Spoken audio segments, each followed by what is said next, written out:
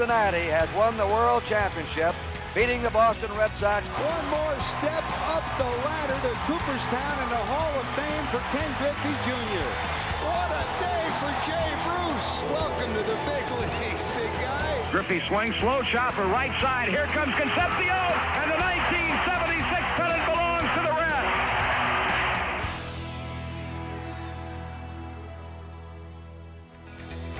Reds Classic Rewind is presented by your Cincinnati Northern Kentucky Honda dealers. From the Reds Hall of Fame and Museum at Great American Ballpark, this is Reds Classic Rewind. Let's turn the clock back to October of 1970 and Game 4 of the 1970 World Series between the Cincinnati Reds and the Baltimore Orioles. What was significant about this game? Well, it's the oldest known complete game telecast of Reds baseball still in existence. Now, this is the NBC International feed, and it was recorded in Canada and recorded in black and white. Really neat to see a game in black and white again, and look how youthful the Big Red Machine looked. Guys like Tony Perez, Johnny Bench, and Pete Rose. This would be the first of what would be 4 World Series appearances in a 7-year span for the Big Red Machine. Back in 1970, a spectacular year for the Reds. They won 102 games in the regular season, then took 3 straight from the Pittsburgh Pirates to make it to the World Series. The Orioles, led by the former Red Frank Robinson, Brooks Robinson at third base, and that spectacular pitching staff, had a season that was just as good. They ended the year on an 11-game run. Then they took 3 in the American League Championship Series and the first 3 games of the World Series. That meant the Orioles had won 17 in a row, and it was do or die for the Reds and Sparky Anderson. Well, pitching for the Reds, because of all the sore arms and injuries, Sparky has to turn to Gary Nolan, the Game 1 starter, to pitch again in Game 4. It was a tall task as he would be going up against future Hall of Famer and Game 1 winner Jim Palmer. All right, let's head to Memorial Stadium in Baltimore for Game 4, the 1970 World Series, and the great NBC duo of Kurt Gowdy and Tony Kubek. They are joined by Orioles announcer Chuck Thompson. But first, here's the PA announcer with the starting lineups. Good afternoon, ladies and gentlemen. Welcome to Baltimore's Memorial Stadium for the 4th game of the 1970 World Series. Here are the official lineups. First, the Cincinnati Reds. Here is the manager of the Cincinnati Reds, number 10, Sparky Anderson. Batting first and playing center field, number 28, Bobby Tolan. Batting second and playing right field, number 14, Pete Rose. Batting third, playing third base, number 24, Tony Perez. Batting fourth and catching for Cincinnati, number 5, Johnny Bench. Batting fifth, playing first base, number 23, Lee May. Batting sixth, playing left field, number 25, Bernie Carbo. Batting seventh, playing second base, number 19, Tommy Helms. Batting eighth, playing shortstop, number 13, Dave Concepcion. Batting ninth and pitching for the Reds this afternoon, number 38, Gary Nolan on the sidelines. And here are the remaining players and coaches of the National League champions, Cincinnati Reds.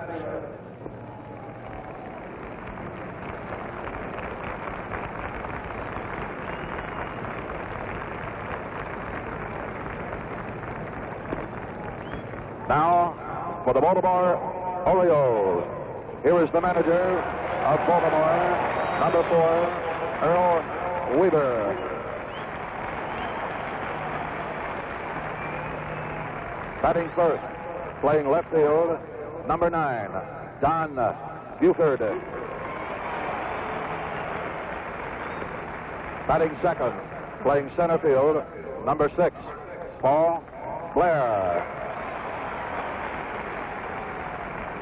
Batting third, playing first base, number 26, Boog Powell. Batting fourth, playing right field, number 20, Frank Robinson. Batting fifth, playing third base, number 5, Brooks Robinson.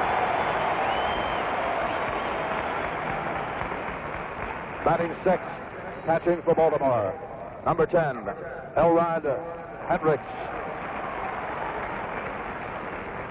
Batting seventh, playing second base, number 15, Dave Johnson. Batting eighth, the shortstop, number 7, Mark Belanger. Batting ninth and pitching for the Orioles this afternoon, number 22, Jim Palmer. In the bullpen. And here are the remaining players and coaches of the American League champions, Baltimore Orioles.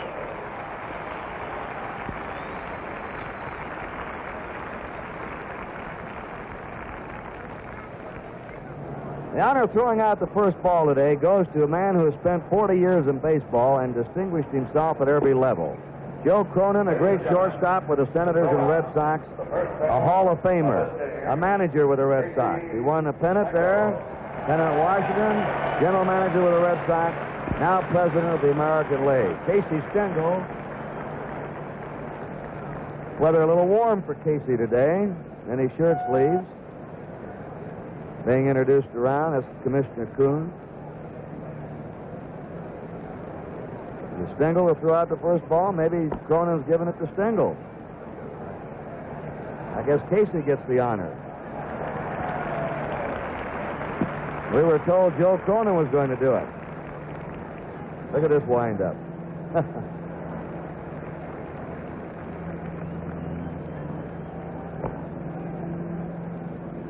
L.A. Hendricks, the Baltimore catcher, received the pitches.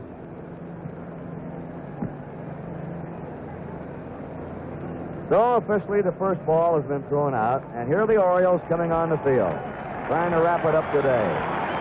They get a hand from the hometown fans. We'll set Baltimore up defensively for you. Same lineup, except for the catcher yesterday. At first base, John Powell. Second base, Dave Johnson. Shortstop, Mark Belanger. Brooks Robinson at third. That's great infield. In left field, Don Buford. Center fielder, Paul Blair. Right fielder, Frank Robinson. The catcher is Ellie Hendricks. And the winner of Game 1, who wasn't too sharp that day but still won, Jim Palmer, coming back this afternoon. And now to take over and give you the play-by-play action for the first 4.5 innings, the voice of the Baltimore Orioles, Chuck Thompson. Thank you very much, Kurt Gowdy, and again, good afternoon. And we seem to have, weather-wise, exactly what Kurt and I were telling you about yesterday.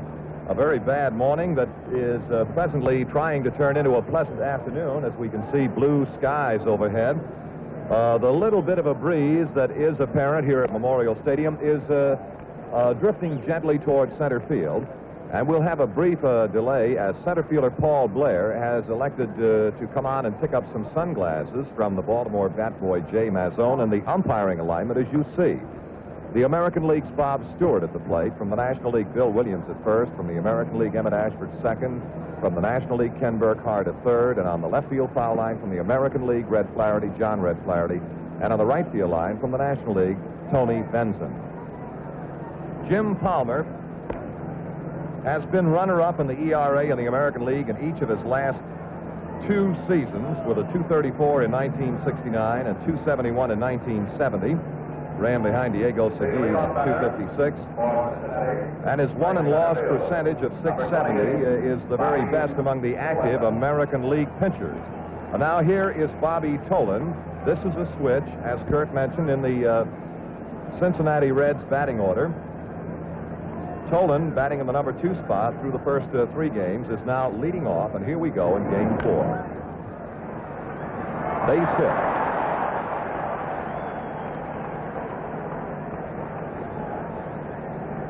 For Tolan, that will be his 4th World Series hit.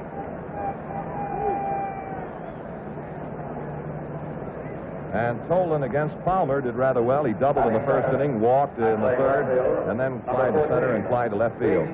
Rose. Now Pete Rose, batting in the number 2 spot, has 2 base hits and 11 trips this season. That base hit by Tolan, opening up the 4th game, now gives him an 8-game hitting streak. Out of play, strike 1 to Pete Rose.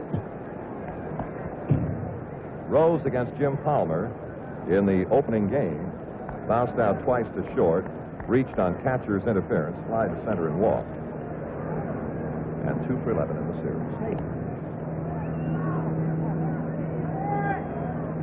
Palmer is one of the Oriole pitchers who has been much more effective at home than on the road in the last 2 years. Tolan is running.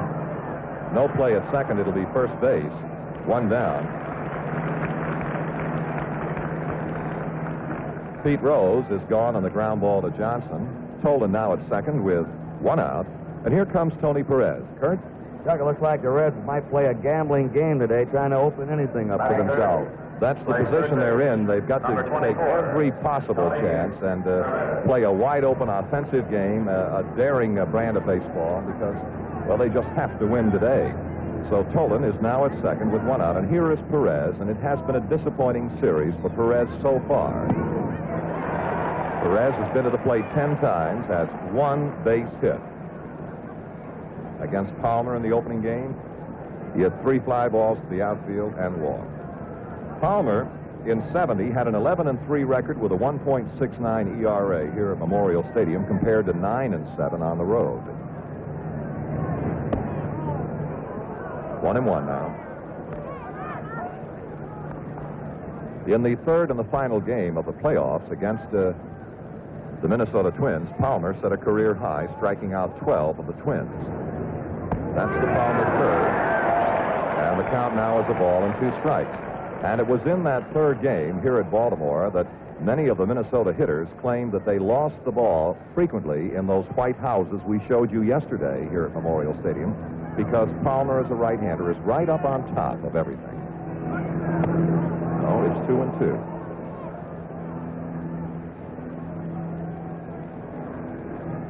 Kurt? Wonder if he had his pancakes this morning. You can, if you're a wagering man, you can bet just about everything you've seen that he has had them this morning. Out of play.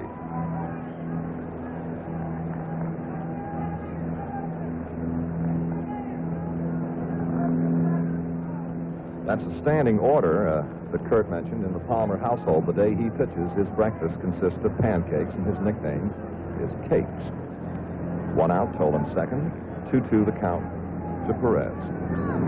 That's the Palmer curve again. And for Palmer, his first strikeout. This game is authorized under television rights granted by Major League Baseball solely for the entertainment of our audience, and any publication, reproduction, retransmission, or other use of the pictures, descriptions, and accounts of this game without the express written consent of the Commissioner of Baseball is prohibited. Any commercial or other use of the program, such as by charging admission for its showing, is similarly prohibited unless authorized in writing by the Commissioner of Baseball. Here's Bench. Ball 1.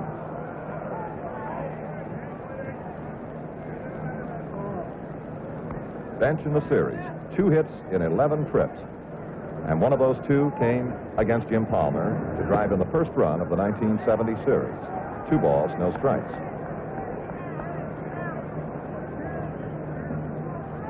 That's Tolan, the base runner at second. He opened with a single to right. Here's Sparky Anderson, almost blotted out by Boog Powell, who was big enough to blot out quite a few players. 3-0 now. This is an indication. If Palmer has difficulty this afternoon against the Reds, this is something that you will see a good bit of. Normally, when he does not have his good stuff and is not pitching up to form, he has a lot of difficulty getting the ball down. He is now 3 balls and no strikes to Johnny Bench with 2 out and Tolan at second. Well, let's see if it's in or out of play. Boog Powell. Yes, sir. That is a catch. It is a catch. Well, it's finally Boog Powell's turn to turn in a good play in the infield. This foul ball, a double chance at it. The big fella on top of the dugout pops out of his glove up in the air quickly with a bare hand. Baltimore's made 5 errors. Cincinnati hasn't made an error in this series, but Baltimore's been the top fielding team. And so at the middle of the first inning, the score is Cincinnati nothing with Baltimore coming to bat. Well, quickly a look at the Red defender. First base, Lee May. And at second base, Tommy Helm. Concepcion, the shortstop. And Perez, the third baseman. The left fielder is Carbo. And the center fielder, Tolan. And the right fielder is Pete Rose. Catching, it's Johnny Bench. And on the mound, Gary Nolan. Here is Buford, to a .364 hitter. Games played today. Strike one. Nolan in game number 1 in Cincinnati got off to a magnificent start. He retired the first 10 Orioles in a row until Paul Blair had a scratch single down the third base side in the 4th inning. 1-1 now to Don Buford. In the game, Nolan, who pitched 6 2/3 innings, as we look at the figures on Buford, season-wise with Baltimore. Nolan 6 2/3 innings, set 5 hits, 1 walk, and 7 strikeouts. And that'll be a foul tip, strike 2. Buford has a 12-game hitting streak alive. And over that streak, he's hit .357.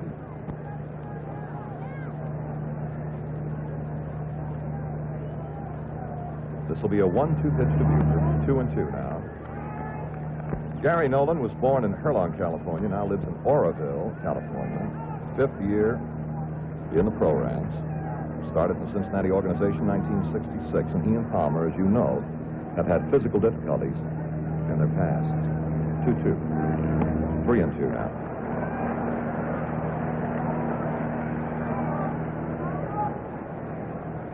There's a good look right now at what Gary Nolan has accomplished in the '70 season, in his lifetime, and in the 1970 World Series.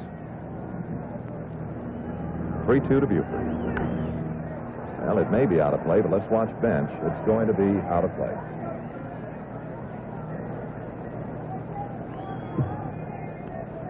Now, there are 6 California-born players in this series.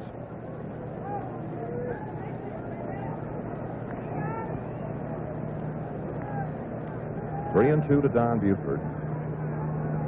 They played Buford to pull the ball. And he's on to the wall. Buford reaches with a base on balls, and now here is the man who has just suddenly come to life after a very dismal 3-game playoff series against the Minnesota Twins, when he managed to scratch out but 1 base hit. He has come on in the World Series against Cincinnati to show 6 hits in 12 trips to the plate, including a double and 2 runs batted in. Now, Lee May will hold with a base runner, Buford, at first base.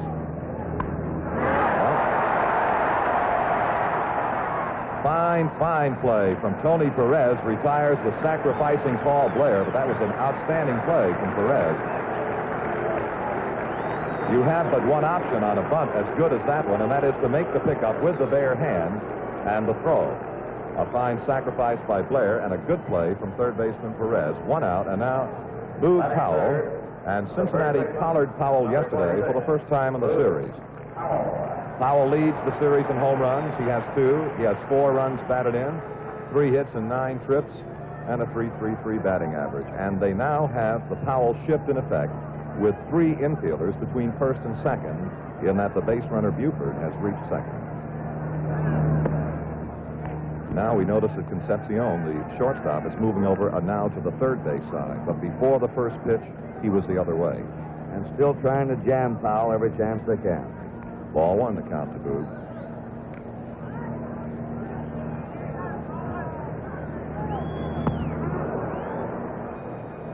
One and 1.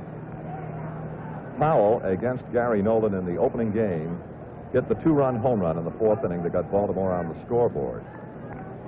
That was his only hit against Gary Nolan. And yes, it was an opposite field home run. Just got into the left field corner. 1-1 to Powell. 1 and 2. And again, as Kurt pointed out, they keep the ball in on Boog. That is the way to be successful But it's been pointed out many times, if you miss a little bit and then get the ball out over the plate, it can cause problems.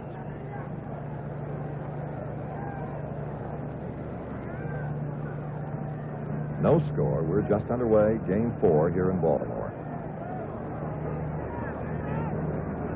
1-2 pitch.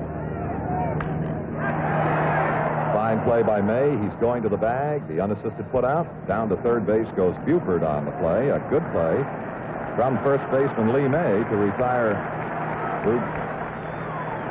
May's had an excellent World Series. He's fielded very steadily at first, made a couple of good plays.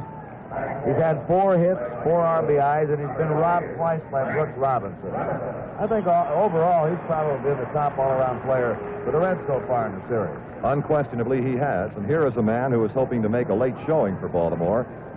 Through the first 2 in Cincinnati, Frank Robinson went 0 for 9. Yesterday, he picked up 3 base hits, including a big home run by big, distance-wise, about 430 feet to center field. There are 2 out with Buford, and there is the #1 Oriole in the 70 series, Brooks Robinson. But now let's watch Frank. Good breaking ball. Frank against Nolan went 0 for 4. Well, actually 0 for 3 against Nolan, was called out on strikes against Clay Carroll.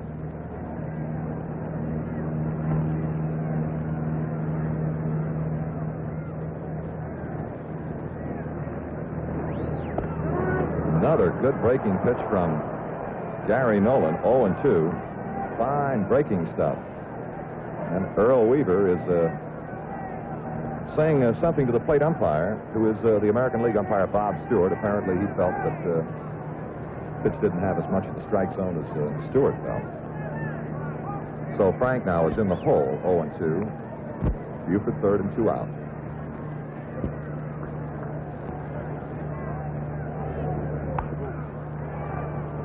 Count holding 2 strikes.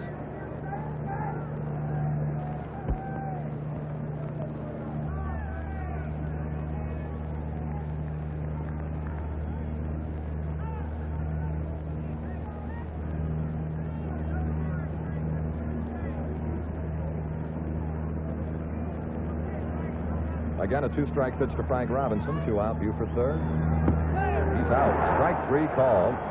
And that'll be it for the Orioles. So at the end of the first inning, the score is Baltimore 0 and Cincinnati 0. The very capable coaches for the Cincinnati Reds at third base, Alex Grammas, and at first base, one of the big men. What a hitter he was in his time, Ted Kluszewski. And now here is Lee May. As Kurt pointed out a moment ago, unquestionably, he is the stick-out for the Cincinnati Reds in their desperate battle against Baltimore here in the 70 series. He's hitting .364. If it stays in play, Hendricks may have a chance, but let's watch. It's out of play. Strike 1 to May. May has been up 11 times with 4 base hits, one of them a double. He has a home run, and he has knocked in 4 runs. And he's handled everything he's needed to at first base.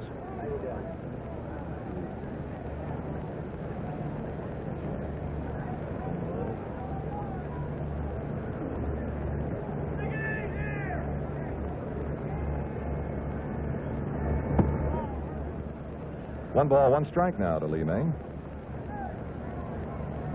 May against Palmer in the opening game, singled in the first inning and hit a home run in the third. 2-1 now to May. A 2-run home run at that.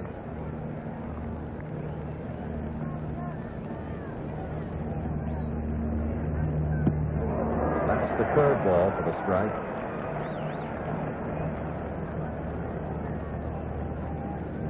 Palmer is a power pitcher. He's got a very, very good fastball, the 2-2, ball 3. And he also has an outstanding curveball. He did use a slider early this year, has discarded it. He said it destroyed the effectiveness of his curveball. 3-2. Curve, ball 4. And Palmer did not appreciate the call. He jumped a little bit off the mound, didn't he? And here's the story on Palmer. In 1970, for the first time in his career, a 20-game winner. And his lifetime stats are there also. And the story on his efforts in the 1970 World Series. Kurt? He had trouble getting to that 20 mark, didn't he, in September? He did. He really did. It got to be quite a thing. I think his 4th shot at it, he finally made it, Kurt. But it looked like he was just not going to be a 20-game winner. this year. Here is Carbo.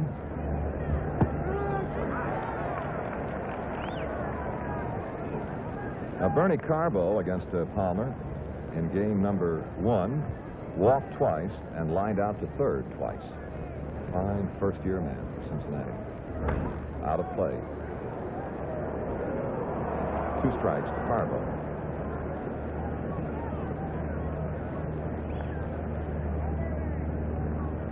Carbo has also made a pinch-hit appearance in the series. He is 0 for 3. Leadoff walk to Lee May. No score, top of the second. 4th game. Baltimore leading 3-0. Palmer curve gets Carbo. Strikeout number 2. 1 out in the inning. And now the very steady and very capable Cincinnati second baseman, Tommy Helms. And at the plate, Tommy is hitting 167 in the series. 2 hits in 12 at-bats. And that's what he did for the Reds, leading them to the National League Championship.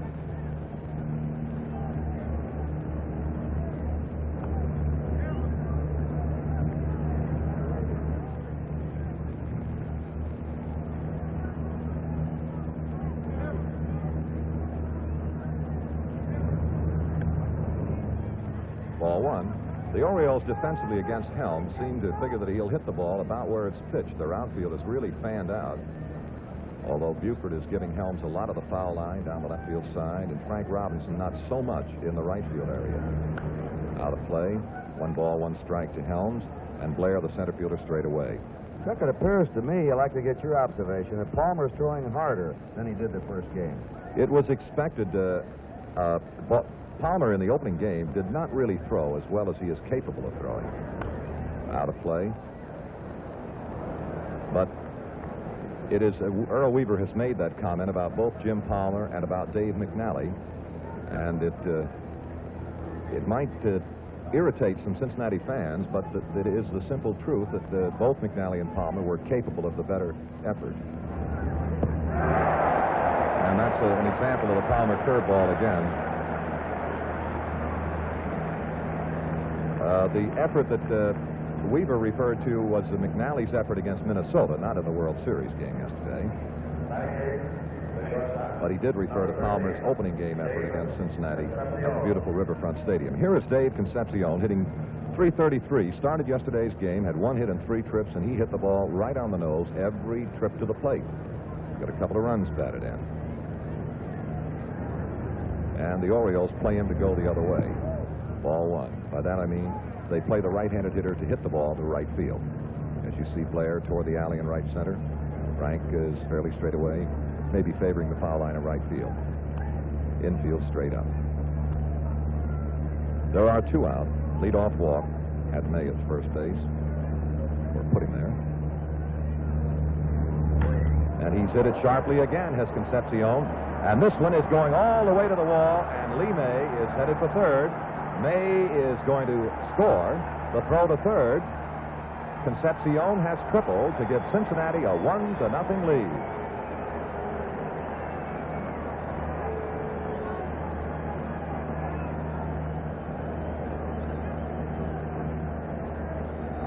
He handles that bat to right field. As Chuck said, he hit it right on the nose yesterday to right. They put him in there to get more punch in the lineup. He out-hit Woody Woodward about 40 points during the season. An example of how sharply the ball had to be hit. Not very often will you see that type of a drive get by Paul Blair, the Orioles center fielder. Now here is Gary Nolan. Dave Johnson waiting. And the play to first for the final out. But Cincinnati has a run and a hit. And at the middle of the second inning, the score is Cincinnati 1, Baltimore 0. Looking now at the Baltimore coaches, third base, Billy Hunter, and at first base, George Staller. And in the last half of the second inning against Gary Nolan, it'll be Brooks Robinson, Elrod Hendricks, and Dave Johnson. This will mark now the 3rd time in 4 games that Cincinnati has scored first.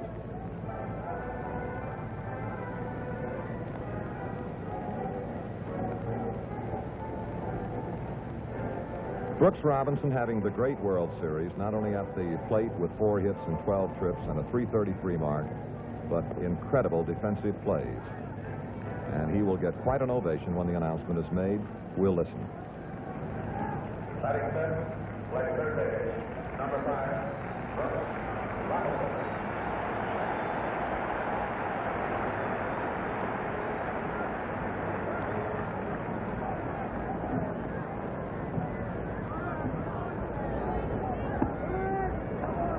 One strike to Brooks. Hit the winning home run Saturday, a tying single Sunday, a pair of doubles yesterday, and no one will ever forget the defensive efforts. 1-1.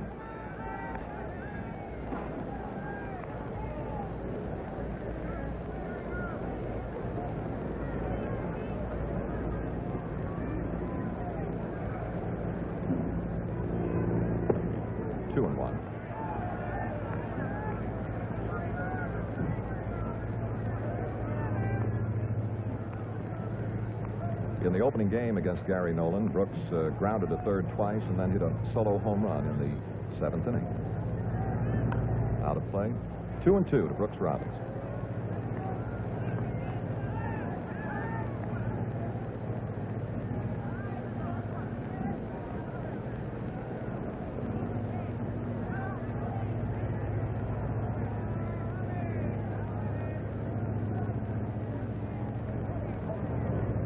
Look into the Oriole dugout. The end of the line is Earl Weaver, Boot Powell, Jim Palmer, Mark Belanger.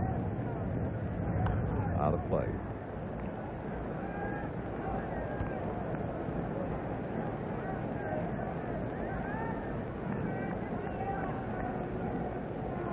On deck hitter is Elrod Hendricks.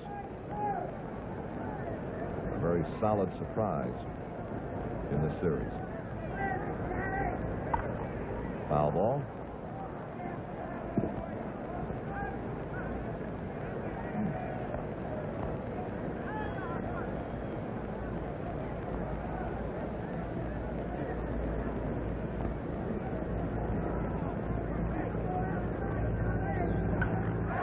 Watch the left fielder. Home run.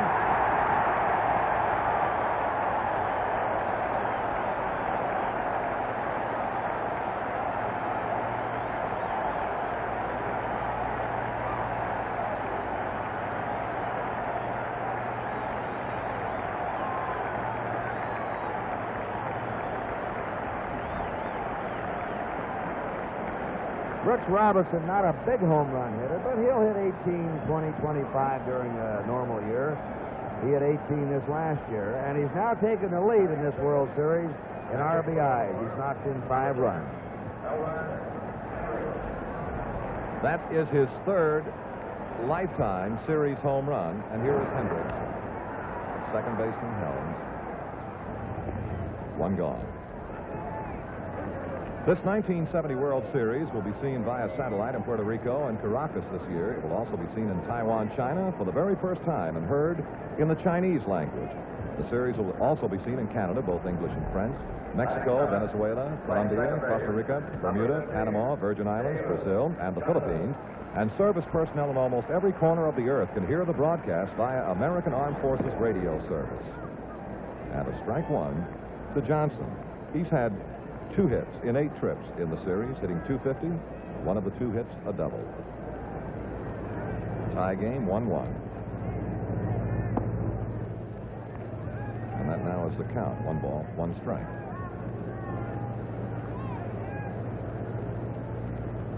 The on-deck hitter for Baltimore, Mark Belanger.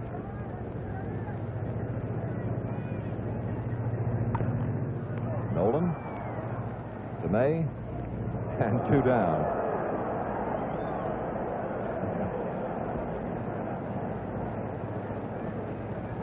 Now Mark Belanger, he is looking for his 2nd hit in the series. He's been to the plate 11 times with 1 base hit, and that figures to 09 runs. Kurt? Sometimes they have too much to think of, too much time. Right.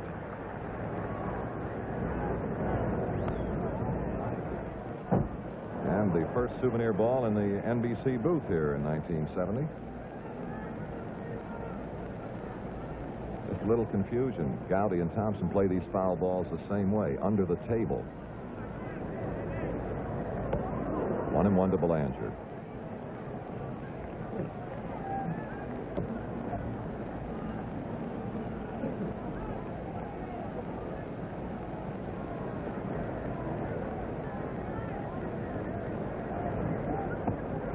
2 balls and a strike.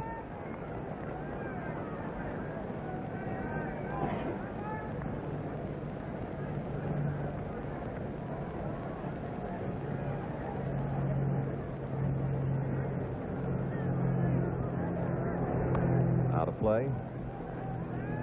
2-2 to Belanger. 2 down, nobody on, and a tie ball game on the Brooks Robinson home run.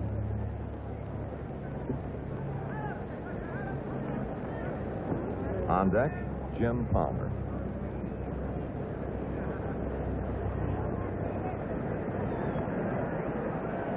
I'll tell you about that crowd reaction in a moment. Well, the center fielder, Tolan, should make the play, and does. A run on a base hit, and so at the end of the second inning, the score is Baltimore 1 and Cincinnati 1.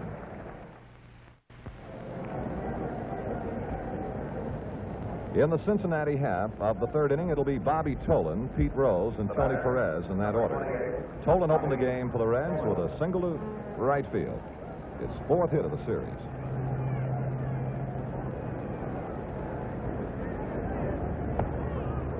Ball 1 to Bobby.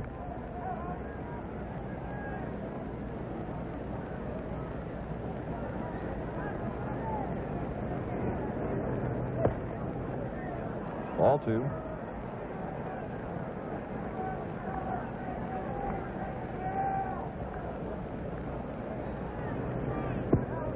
Ball 3.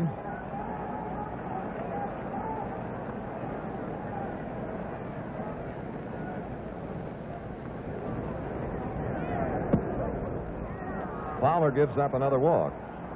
His second, as opposed to 3 strikeouts. We haven't seen too much base stealing in this series. We may see something now, though. The boy at first, Bobby Tolan, led the majors in stolen bases. It's a tie game, 3rd inning.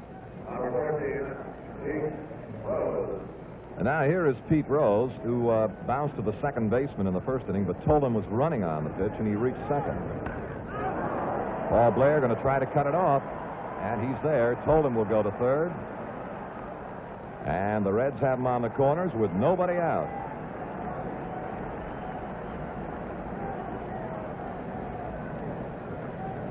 Rose is starting to time that ball now, Chuck, the last 2 days. Leadoff man has reached for each club every inning. And I see a stirring of activity now in the Oriole bullpen as Hendricks visits with Jim Palmer. It'll be Dave Leonard, that number 40, right in the middle of the picture, getting ready. Johns Hopkins grad. Nobody out. Runners first and third, and here is Perez, struck out in the first inning.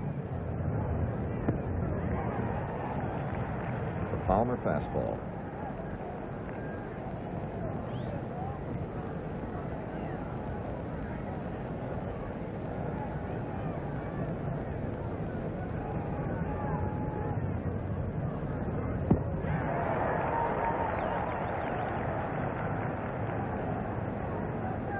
That's Tolan at third, and here is Pete Rose at first.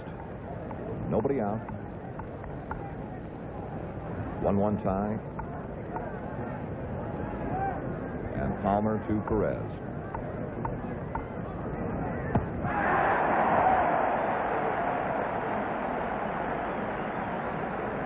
Four strikeouts for Palmer. And there's no let-up, as here is Johnny Bench, fouled out to Boog Powell in the first inning, and Powell made a juggling, interesting catch.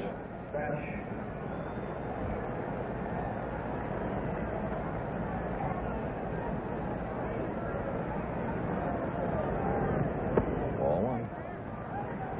You know, Chuck, so far, the Orioles have taken care of Perez and Bench. Perez now is 1 out of 12. Bench is 2 out of 12. They're two big power men. Of course, they could burst loose any moment. Well, let's see if it stays in play. It appears to be out of play. And it is. 1-1.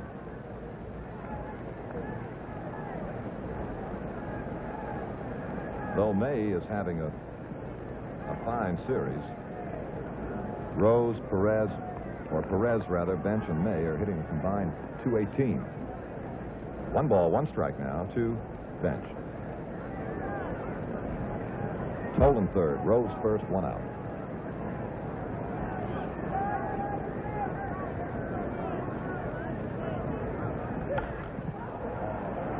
Well, Belanger, the shortstop, watch Tolan at third. Here's Belanger, and he starts home, and Belanger's throw stops him.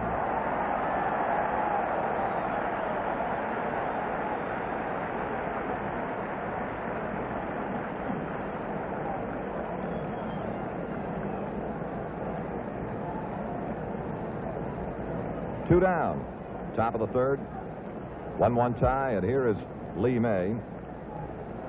Lee with 4 hits in 11 trips. Walked in the second and scored all the way from first on the 2-out triple by Concepcion.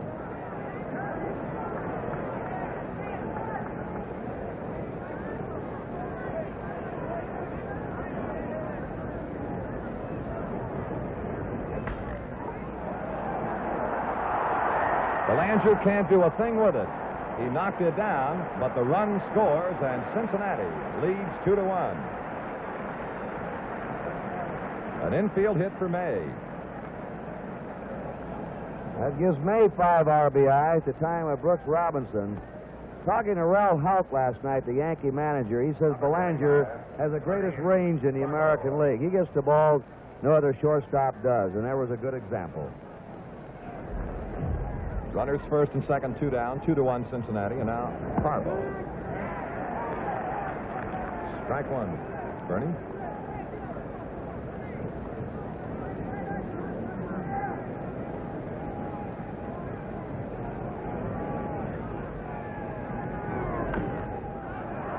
Brooks Robinson going to third for the force that ends the inning. And so, at the middle of the third inning, the score is now Cincinnati 2, Baltimore 1.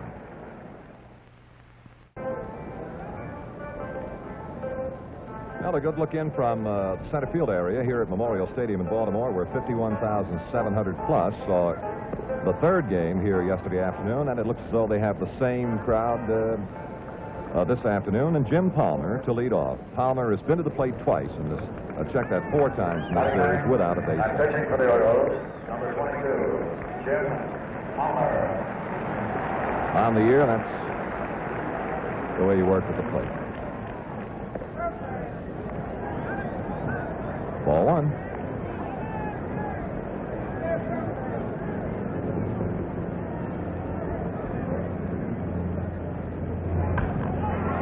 Center fielder Tolan cannot get there.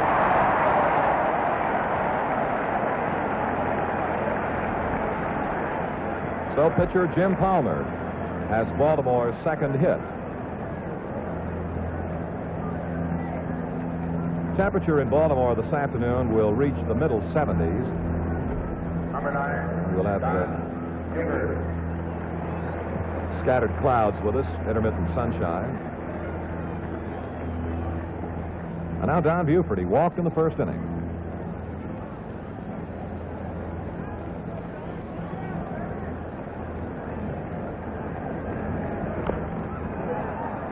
Lee May. He's got Buford. No sacrifice, but down to second base goes Palmer. Buford retired unassisted by first baseman Lee May. And now Paul Blair, sacrificed in the first inning. Paul Blair.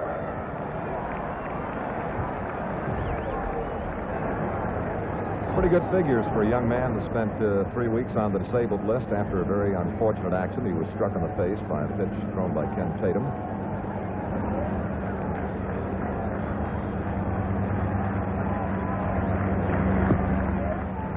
Strike 1 to Blair.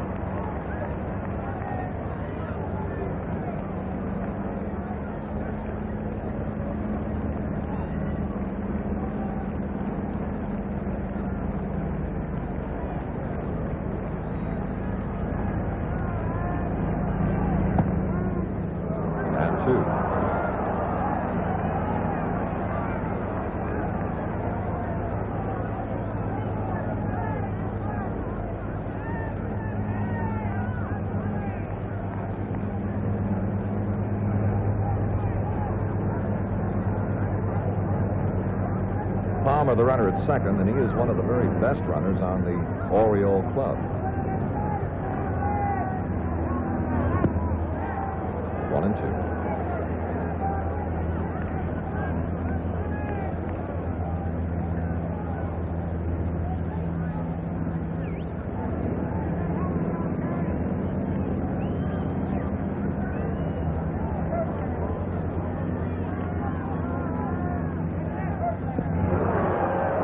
Strikeout for Gary Nolan. That'll be 2 in the strikeout column. We got a looking third by Frank Robinson and the swinging strike to Blair. And here's Boog Powell.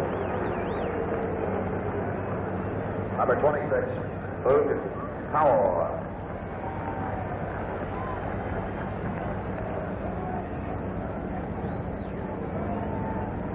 Chuck, this wind has suddenly come up. We have a breeze now blowing toward right field in favor of a left-handed batter. Ball 1, and again, as has been pointed out, Nolan continues to work in on Powell.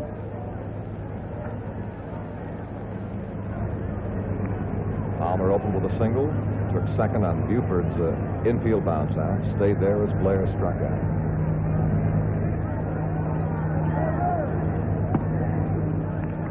2 balls, no strikes to Powell.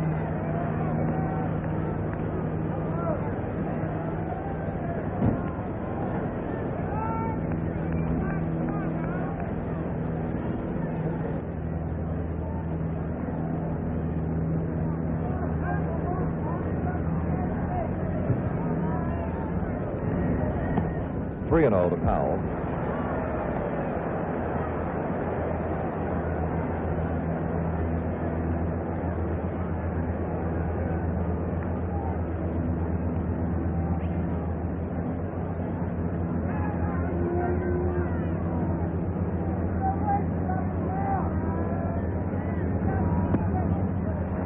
Ball 4 to Powell.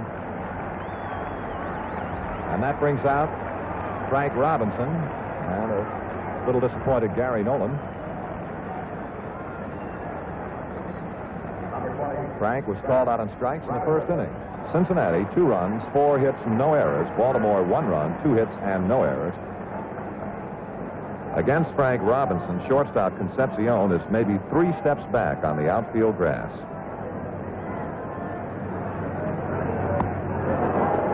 One strike. That's the way Dave has intended to play Frank Robinson. The rest of the infielders are just normally deep. Time is called. Pat Corrales is on his way down to the Cincinnati bullpen area, so we'll wait for the gate to open.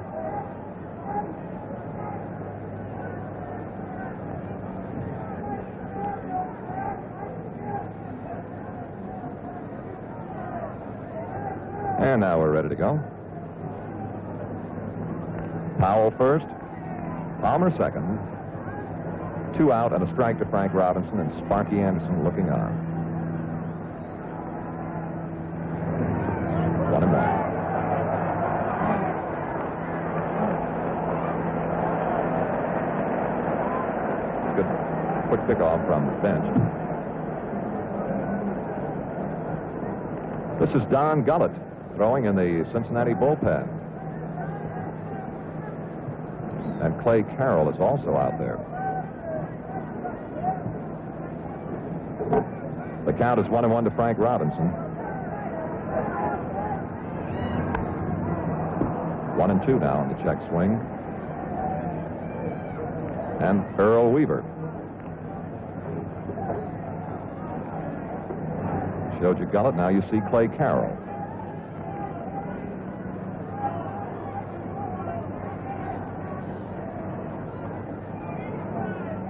One and 2 to Frank. 2 out.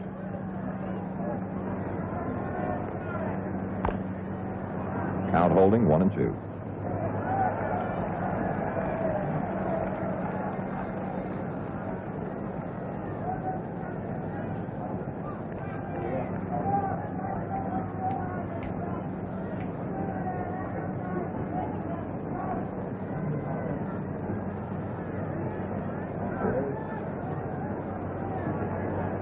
Intent looking Gary Nolan. Base hit, Baltimore around third, coming home. Throw. Tie game.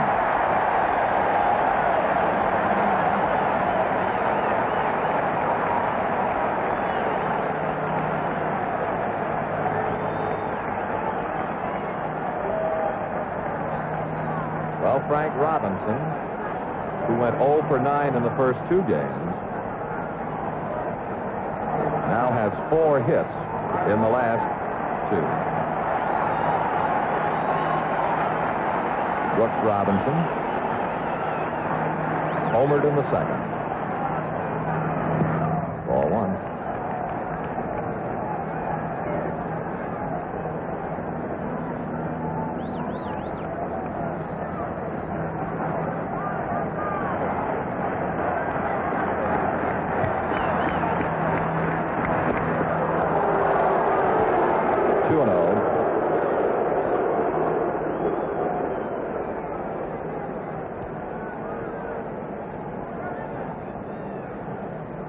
And bench, talking to Nolan, and you see Sparky Anderson on your screen.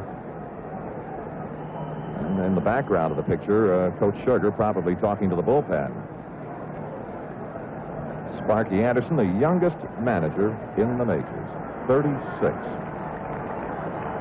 2 balls, no strikes to Brooks. There are 2 out, tie game, 2-2. 2-1.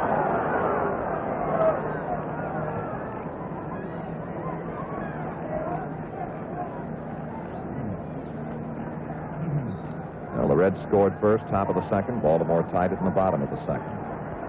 Cincinnati went in front 2-1 in the top of the third. Baltimore is tied here in the bottom of the third. Base hit.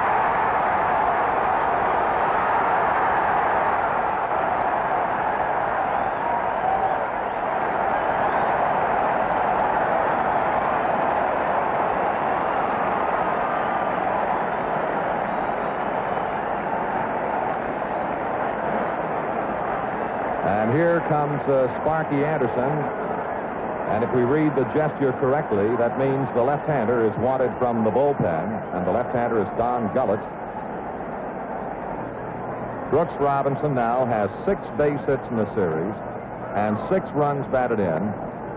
And the first error has been charged to center fielder Bobby Tolan, which allowed Brooks Robinson and Frank the extra base. Well, there's a break in the action here at Memorial Stadium with a score, Baltimore 3 and Cincinnati 2.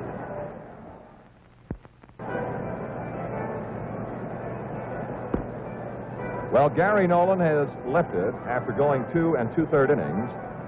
Baltimore reached him for 4 base hits, 1 walk and 2 strikeouts, and there are 3 runs charged. And of course, Frank Robinson and Brooks Robinson are also his responsibility as Gullett warms. Ty Traynor, 71 years old, was voted year before last the greatest third baseman of all time. Lefty Grove yesterday, interviewed by Tony Kubek, said they were both even. So we called Ty Traynor today and asked him his personal observations regarding Brooks Robinson. Well, Brooks Robinson is stealing the whole World Series. He's a man in a spot that it's unusual for a third baseman to go and steal a World Series, but he is doing it, and he's having a great play every day in the 3 games so far as fielding and also hitting. But he was known as a great ball player 8 or 9 years ago, because I had to go to Baltimore, and we had quite a talk, and they said, this is the coming third baseman of baseball, Pie, and glad you two got together. Well, here is young Don Gullett, the 19-year-old youngster from Kentucky, and a ball 1 to Elrod Hendricks. Frank Robinson third, Brooks Robinson second. Baltimore now 3, Cincinnati 2. And this is the 3rd game in which Gullett has appeared. He's been in 3 of the first 4. He has pitched a total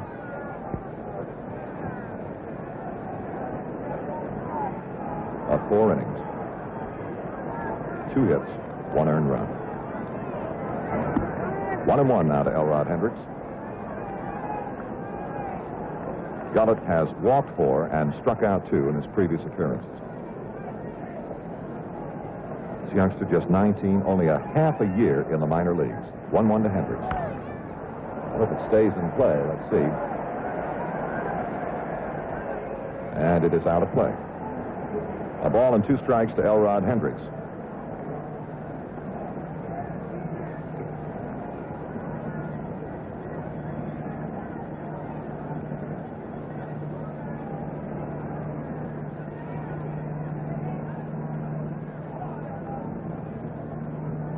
Hendricks has knocked in 3 runs for the Orioles in this series. Has had 2 hits, 1 a double and 1 a home run. And there's another hit. Frank scores, and behind him Brooks coming to the plate. Out is the call at the plate. Well, the 1 run scored. It's a beautiful strike from Pete Rose. With 2 down, they wave Brooks Robinson on in. Here comes the throw. Right on the money. Johnny Bench putting the tag on Brooks. Here's Brooks Robinson leaving second base. Waved in all the way. Trying to fade away from the tag, but can't do it. And so at the end of the 3rd inning, the score is Baltimore 4 and Cincinnati. Well, Cincinnati facing Palmer. Top of the 4th, Tommy Helms. Watch Frank Robinson. 1 gone. Well, there's a little poem on the board. Our thanks to Kurt and Chuck, to Lou and Chet, Mark, and all of the crew.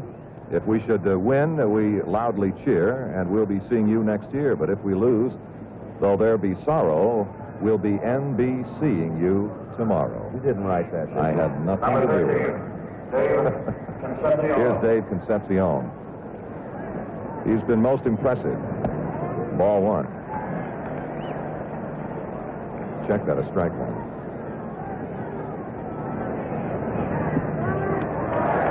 Now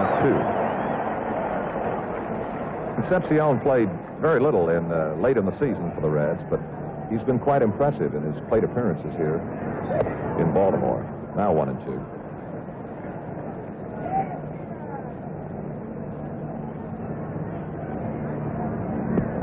2 and 2 now. Palmer's working very rapidly, Chuck. It wouldn't surprise me they start stepping out on him a little bit. Break his rhythm. Count holding 2 and 2 to Concepcion. The only time Palmer will not work rapidly is when he's, having his problems. 2 and 2 now. Dave Johnson. The Powell for the 2nd out.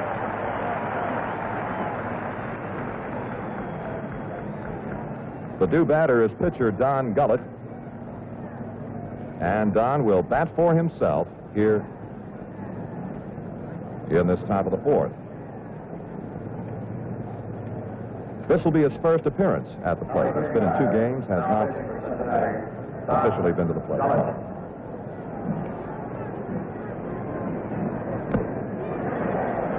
During the regular season, he hit .211 with Cincinnati. This young man was just a tremendous athlete in Kentucky.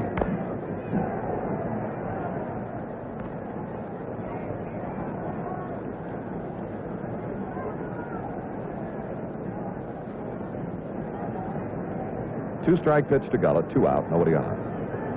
Well, that's an unusual pitch from Palmer to pick up another strikeout as 5th. And 3 up and 3 down go the Reds, and so in the middle of the 4th inning, the score is Baltimore 4 and Cincinnati 2.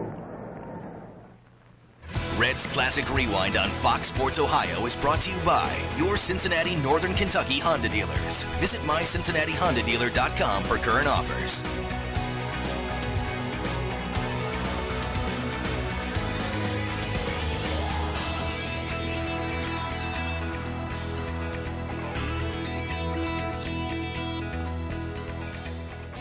Last half of the 4th inning, Baltimore will bat Johnson, Belanger, and pitcher Jim Palmer against young Don Gullett. Interesting story on the success of the 1970 Orioles for you to look at right now. Strike one to Johnson. They led in that most important department, scoring runs. 109 victories a year ago, 108 this year. 1-1 now to Johnson. And so far in the 70 series, they have done nothing wrong, discounting the errors, which have not hurt them. Out of play. 1-2.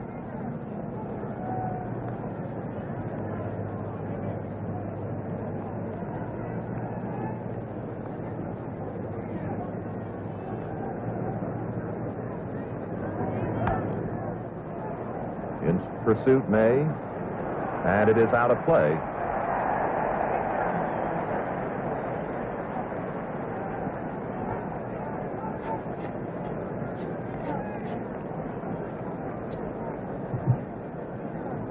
The on-deck hitter is Mark Belanger.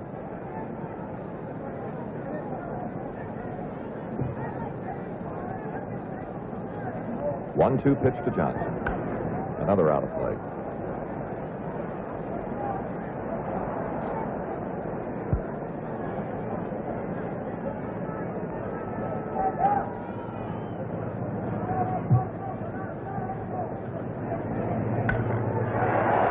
Right fielder Rose in pursuit, calling for it. And that'll be the first out in the last half of the fourth.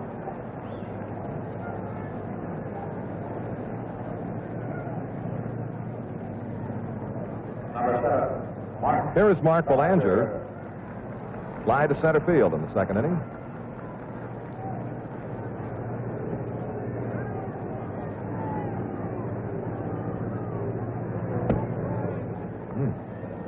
Ball one.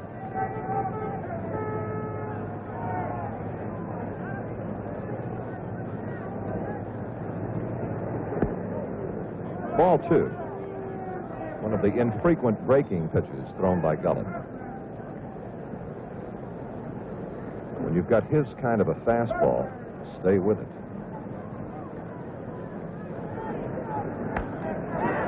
Watch Helms, nifty stab by Tommy, and throw to first for the second out. This put Robinson receiving all the notice for his defensive play, but this little Tommy Helms is quite a second baseman. And a hand building for Baltimore pitcher Jim Palmer. He started the Baltimore uprising in the third with a bloop single to center field.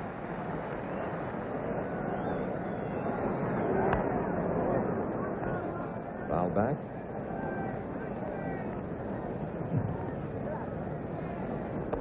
That's the way he hit for Baltimore this year. A home run and 9 runs batted in.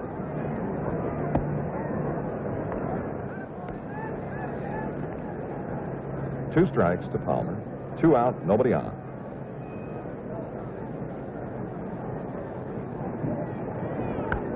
Out of play.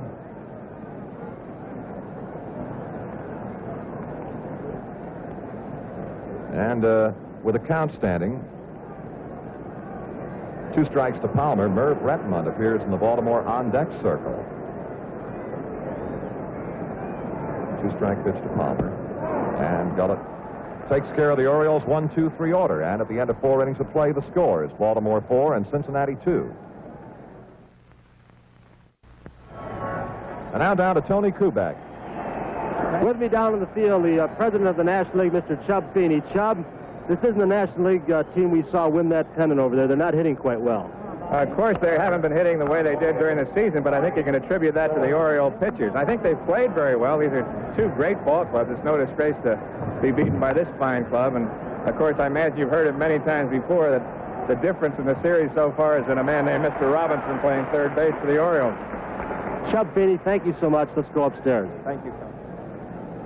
All right, and Tolan, first ball hitting, has popped out to shortstop Mark Belanger, 1 gone in the Cincinnati half of the 5th, and now Pete Rose. That was quite a throw. Rose made it to the plate to cut down Brooks Robinson, who was trying to add Baltimore's 5th run in the 3rd.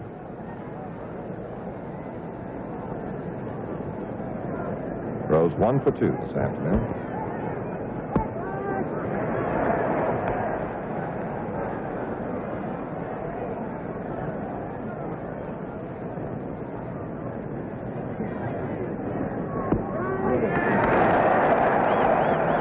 0-2 now to Rose.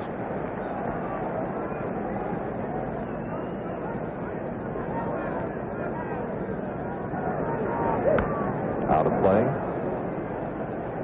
Kind of a protective swing by Rose with 2 strikes, just trying to get a piece of anything close.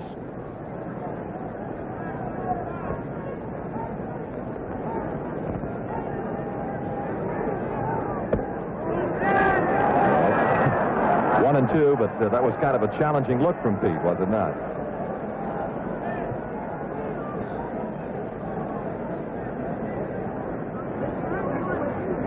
Well off the plate as a left-handed swimmer.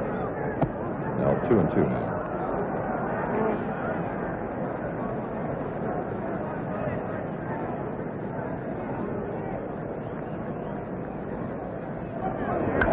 Out of play.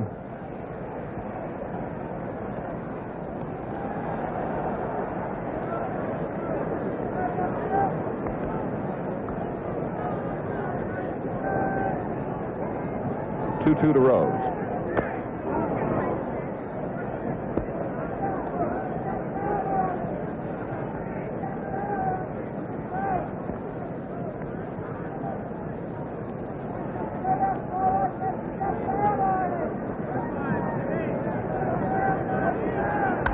Out of play. He guards that plate like a tiger, doesn't he?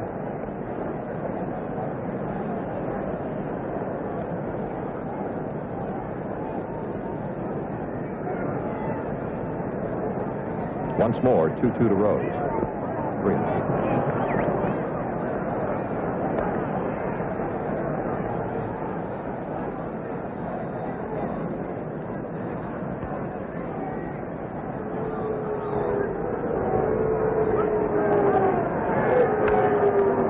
Watch left fielder Buford. Wynn's got it. It is gone. Home run, Pete Rose.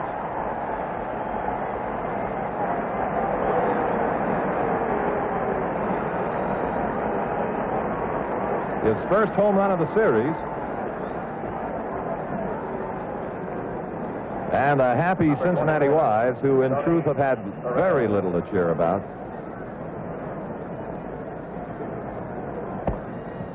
Ball 1 to Perez.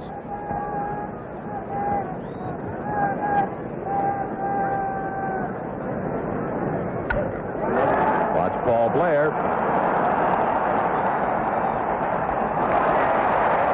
Second out.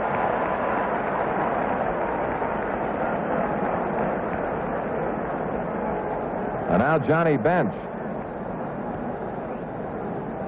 as the Reds battle back to make it another 1-run ball game. Baltimore 4, Cincinnati 3, 2 out, nobody on, and Bench.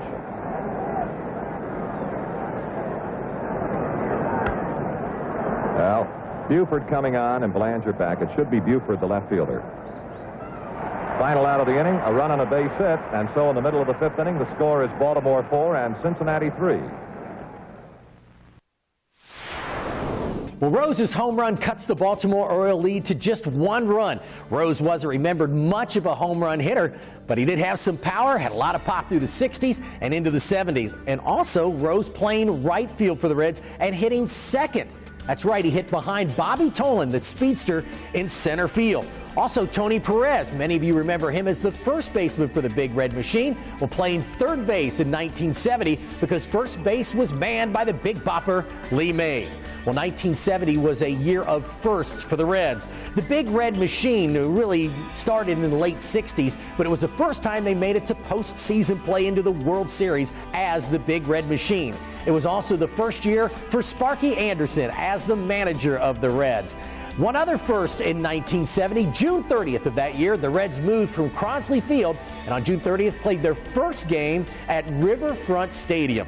Let's head to the second half of the game. Can the Reds come back and win Game 4 of the 1970 World Series? We shall see. Sparky Anderson, known as Captain Hook throughout his career for his quick yank of starting pitchers, would really have to juggle that pitching staff because of all the sore arms and injuries. Gary Nolan last year just 2 2/3 innings. Don Gullett now pitching through the middle innings. Sparky would have to go to his bullpen yet again to end this game. Let's head back to Memorial Stadium in Baltimore, where the Orioles are hitting in the bottom of the 5th inning. Well, to the last half of the fifth inning, and Buford to lead off for Baltimore in a 4-3 ball game with the Orioles leading Cincinnati. And our pleasure to turn the microphone over to Kurt Gowdy. Thank you, Chuck Thompson. Don Buford has walked and grounded out. Lee May, Bob Tolan, and Brooks Robinson now have hit safely in every game of the series. Blair and Buford did the first 3 games. They haven't had a hit today. Blair will follow, and then Boog Powell.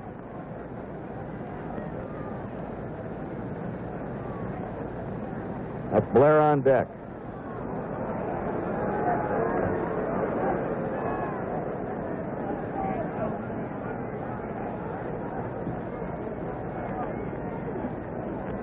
A new ball for pitcher Don Gullett. Gullett has pitched an inning and a third. 1 hit, 1 strikeout, no walks or runs. Gary Nolan charged with a 4 Baltimore run. 2-0.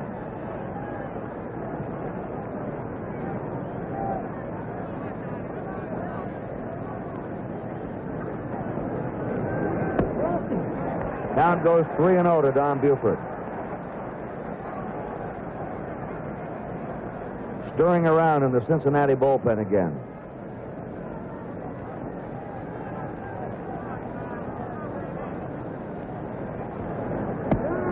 Three and one.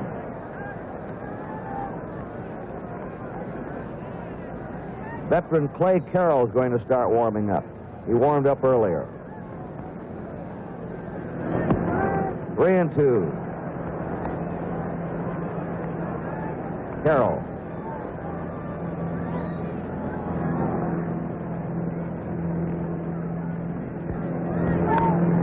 Foul back.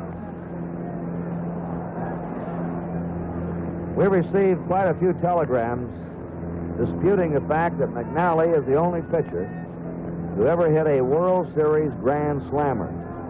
But it's a fact. It's in the record book. Now, ground ball to second. Al's backed up on it, but still makes the play. 1 down. Fan wire that Elmer Smith, the Cleveland pitcher, hit a grand slam home run in 1920 against Brooklyn. I saw it. Elmer Smith was a right fielder.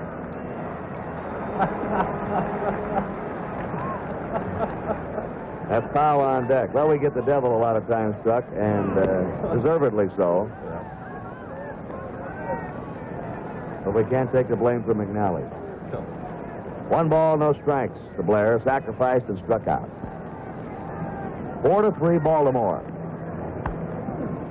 1 ball, 1 strike.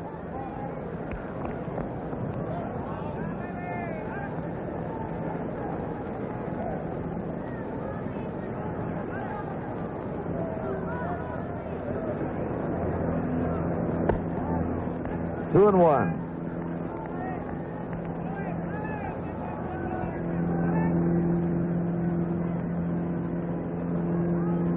High score in basketball. High score in football. And a blazing fastball in baseball, boy. Foul back. 90% of his pitches thus far have been fastball. We've seen a lot of fouls hit off him. They're not quite getting around on it. The 2-2 delivery. Pounding ball cut off by Perez, the third baseman. 2 away. Boog Powell has rounded out a walk. He scored a run. We got a wire here from a lady in Jacksonville Beach, Florida. Please convey congratulations to Boog Powell, who I babysat for when he was just an armful in Lakeland, Florida. I'll bet he was really an armful when he was a baby. I was just going to say, Kurt, I can't imagine him as an armful. He's got to be more than that. Right, what was that old song? You must have been a beautiful baby. You must have been a big, beautiful baby. 1 strike to Powell, 2 down, nobody on. The Orioles are leading 4-3, last of the 5th. 1 ball, 1 strike to him. Frank Robinson's on deck. Brooks Robinson in the hole. The shift is on. 3 infielders on the right side. Change-up curve is foul back. 1-2.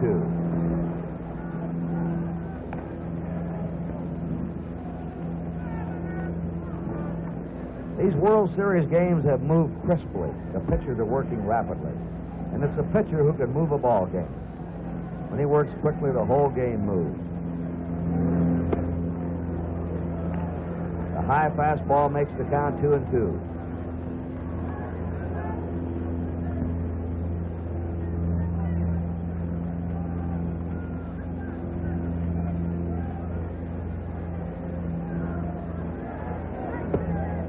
Three and two.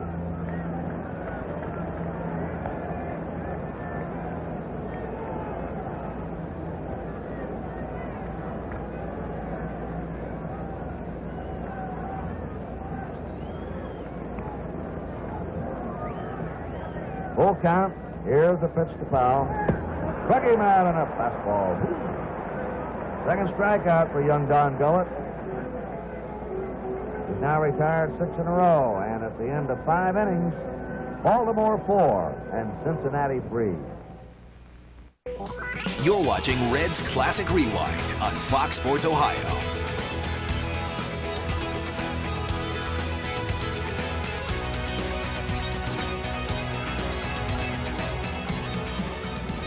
The batter, number 23, Lee May. This is a 16-year-old girl, Linda Wareheim, on the Oriole ground crew. She dusts the bases off at the end of the 5th inning, and yesterday she swatted the umpire Emmett Ashford on the seat. Ken Burkhart, though, very alert today. Crowd got a kick out of it. Lee May has walked, had a hit, driven in a run. He scored a run. It's ball 1 to him. Jim Palmer's outside, 2-0. May, Carbo, and Helms for the Reds in the 6th.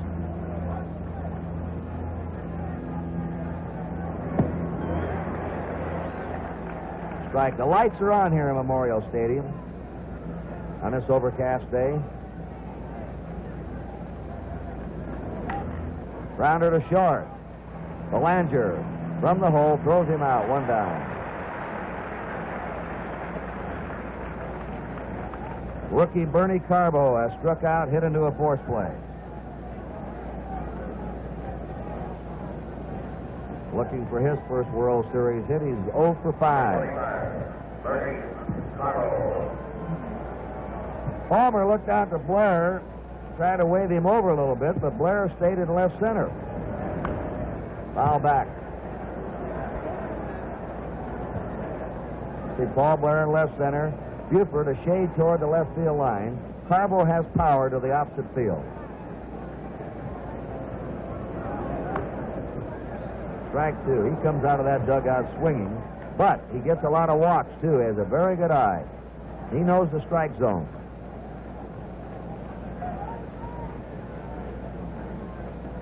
Brooks Robinson at third. The 2-strike delivery. Struck him out on a breaking pitch. Strikeout number 6 for Jim Palmer.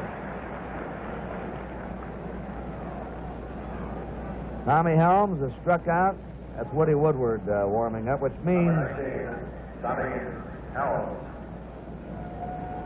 they're getting down to the bottom of the order. They may be making some changes. Helms is struck out, flied out. Helms didn't hit for a high batting average this year, but he's the toughest player to strike out on the Red team. Struck out only 33 times all year. 2-0.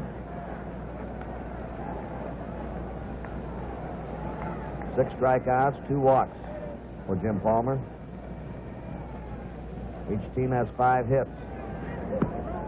3-0 to Helms.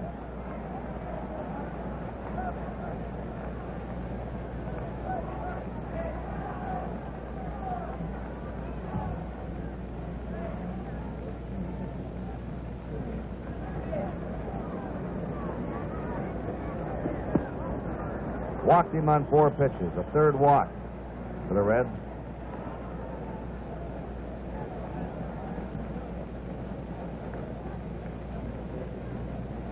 Dave Concepcion drilled a triple to right field to knock in a run in the 2nd, grounded out the 2nd in the 4th.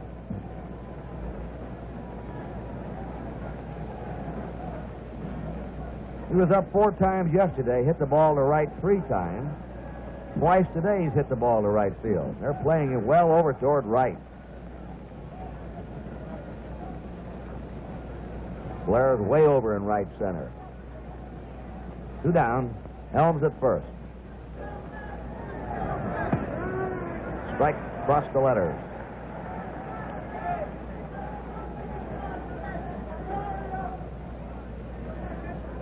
The Orioles are ahead 4-3 in the top of the 6th inning.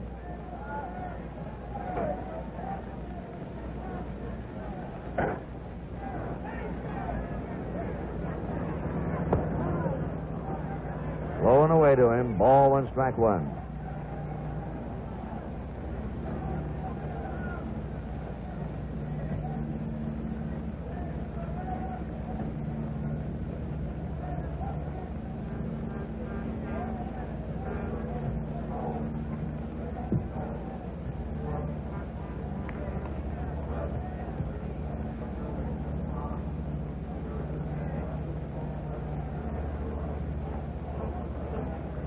Helms on first, 2 down.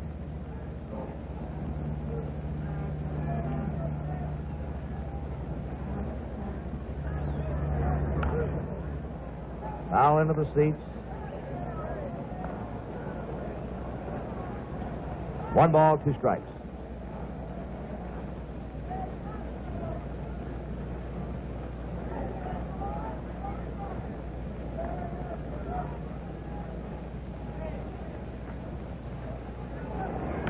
It's the curve and a line to Belanger at shortstop. No runs for Cincinnati. No hits. There were no errors. They left 1. We've gone 5.5 innings. The score, Baltimore 4, Cincinnati 3. Frank Robinson, Brooks Robinson, Ellie Hendricks for the Orioles in the last of the 2nd. Number 20. If the Reds do win today, Game 5 of the World Series tomorrow starting at 12:30 Eastern Daylight Time.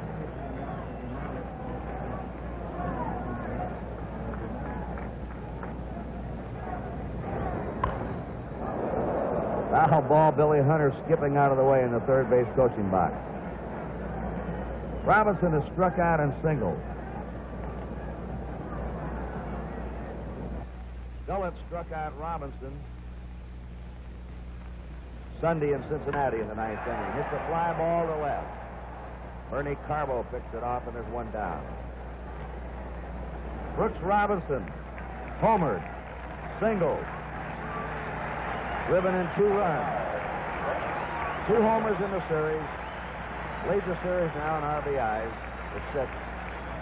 I think the best statement about Brooks Robinson's fielding was made by Sparky Anderson, the Cincinnati manager. He said, "I'm afraid to drop my my sandwich in the clubhouse. Robinson will dart in and pick it up."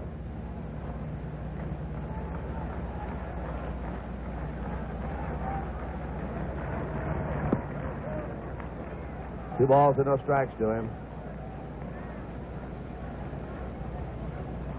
Started off as a second baseman. Robinson did. Thought he was a little bit too slow, and they changed him to third. Foul back, 2-1. He plays ping pong left-handed. And there's a great game for athletes, ping pong. Teaches quick eyes and quick hands. He says he's a left-hander from his wrist down. The 2-1 delivery. That's the third hit in a row for Brooks Robinson.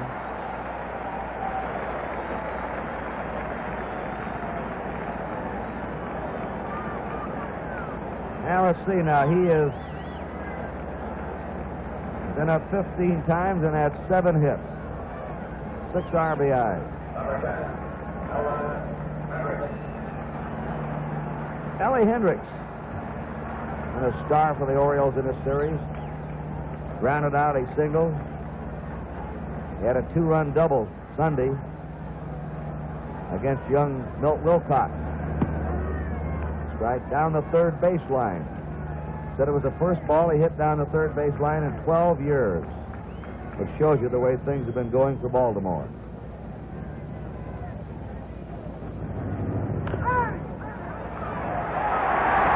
the right field, Robinson's coming to third. The throw by Rose. He's in there, over the head, into the dugout. And over to third goes Hendricks. Hendricks has been jerking that ball to right field. He's a dead pull hitter usually. Well, we can take a look at the play again, and you talk about the good bounces. Baltimore got more than their share. That went right through there as if it had eyes. And now watch the bounce that Cincinnati's Pete Rose gets in his throw. It's off the mark a little bit, but bounced right on by and into the Oriole dugout, and that allows Baltimore their 5th run. And the error is being charged on the throw. Rose charged with the error, the second for Cincinnati in the game. Rose made only one error this season. It was in the first bad weather game at Riverfront Stadium. A base hit taking a high hop over Rose's glove.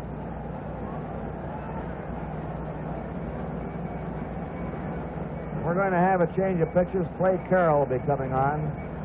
There's a break in the action here at Memorial Stadium, Baltimore. The score now, Baltimore 5 and Cincinnati 3. Woody Woodward has been inserted at shortstop. He's going to bat 9th. He's scheduled to lead off in the 7th. Clay Carroll will bat 8th in Dave Concepcion's spot. Ellie Hendricks at third on the throwing error by Pete Rose. Hendricks did not get an RBI, by the way. The infield is in now with a runner on third, 1 out. Johnson up, bounced out to the pitcher, fly to right. Ball 1 to him. 5-3, Baltimore. Gullett worked 2 2/3 innings, giving up 3 hits and a run. Curve for a strike, 1-1.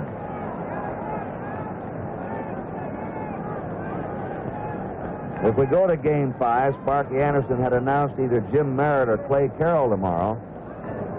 If Game 5 is played, it'll be Merritt now. Foul back. Merritt threw yesterday. He's had a sore elbow, their 20-game winner. Said his elbow felt much better.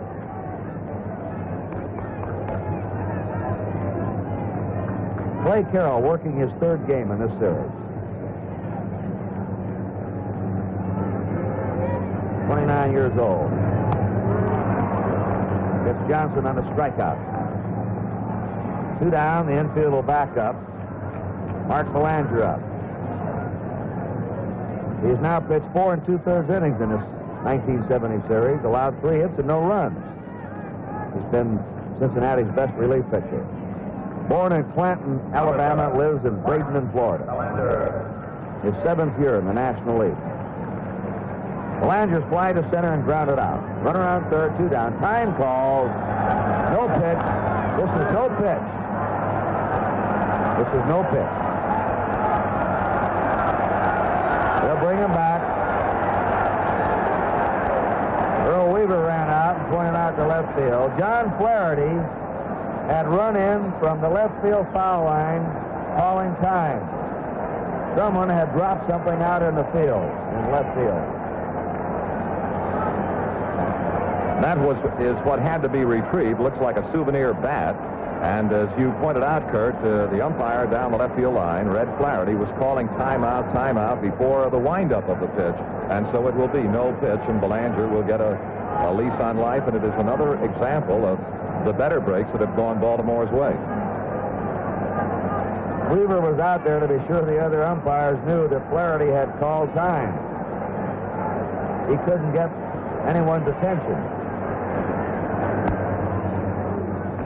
1 ball, no strikes to Mark Belanger.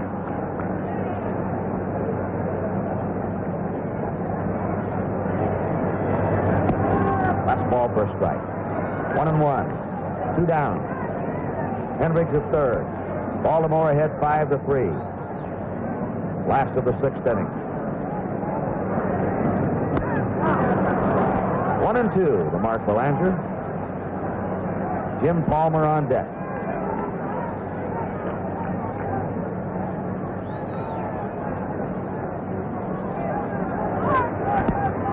Ooh, a good save save by Johnny Bench. Bench had trouble when he first came up, going off to his right. He's corrected that, though, by working. Good ball players work on their weaknesses, not their strengths. Foul ball. Pretty hot smash for barehanded Billy Hunter. There's Palmer. The Oriole bat boy, Jay Mazzoni.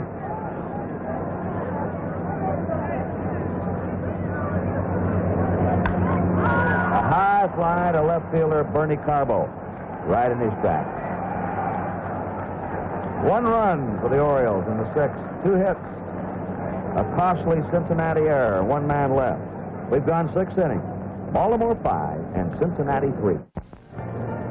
The top of the 7th, and those are National League fans, Cincinnati fans. In the front row is Bob Howson, the general manager. They're just a handful here today in the enemy ballpark. But they're up for the top of the 7th inning stretch. And then the park will come up in the middle of the 7th for the hometown stretch.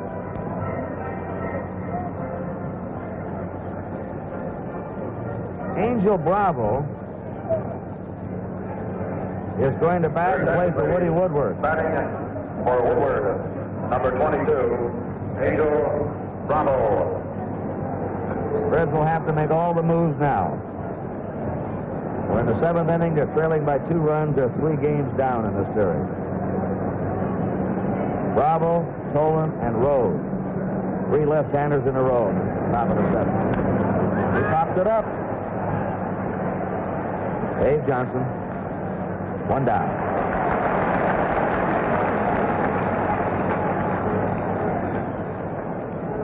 Bobby Tolan, a single. Watt popped up. He scored a run.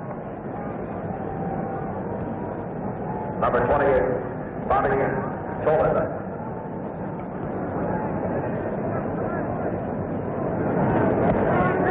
Strike to him. Bluffed the bunt. Brought Brooks Robinson charging in from 3rd.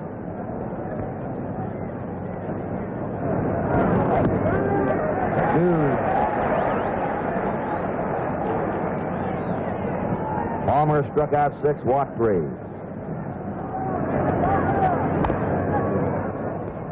Into the Oriole dugout. Palmer pitched his high school ball at Scottsdale, Arizona.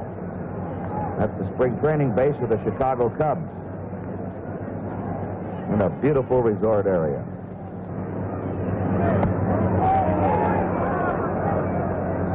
One and 2.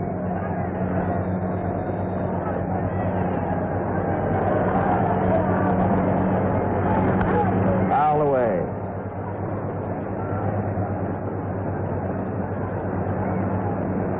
Five runs, 7 hits for the Orioles. 3 runs, 5 hits for the Reds. The Reds have made 2 errors in this game. Curve in the dirt. 2 and 2.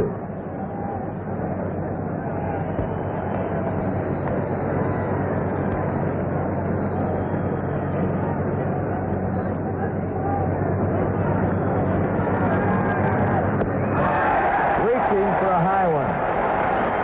7 strikeouts for Palmer.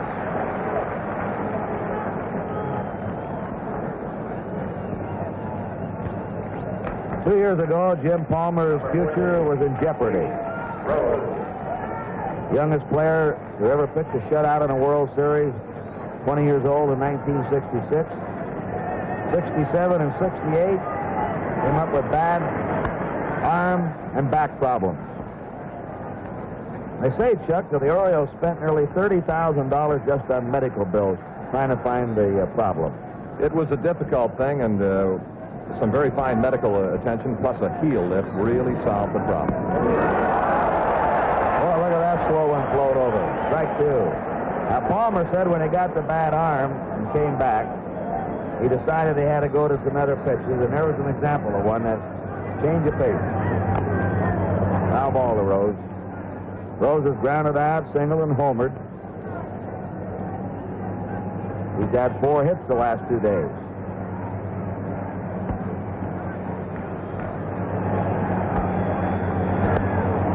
One and 2. Palmer In '69, finally came back to the majors after 2 years away, and still had 40 or 50 days on the disabled list with a bad back. 4 days after he came off the disabled list, he pitched a no-hit game. It was against Oakland, and he loaded the bases in the 9th inning with walks. The 2-2 pitch. 3-2. He pitched 305 innings this year, tying Sam McDowell for the American League lead and setting a new Baltimore club record. He got a fair ball. Rose is claiming a hit off his foot. Now they want the ball brought back again. Rose is arguing. They're giving it the shoe polish examination.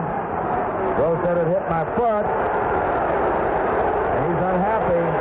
Home plate umpire Bob Stewart asked for the ball back from the first base umpire Bill Williams, remember in the series last year.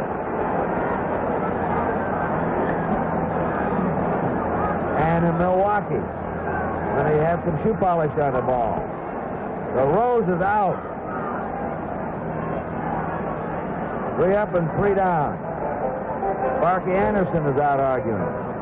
And now Bob Stewart goes down to check with his umpire mate, Ken Burkhardt, at third.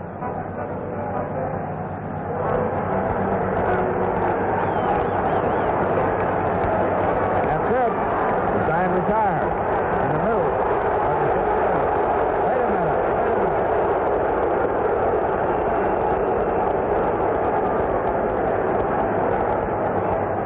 Yep. Middle of the 7th inning. The score, Baltimore 5 and Cincinnati 3. Darrell Cheney becomes the third shortstop of the game for the Reds. Jim Palmer leads off. Palmer singled, scored a run, and struck out. Ball 1. The Oriole pitchers can hit.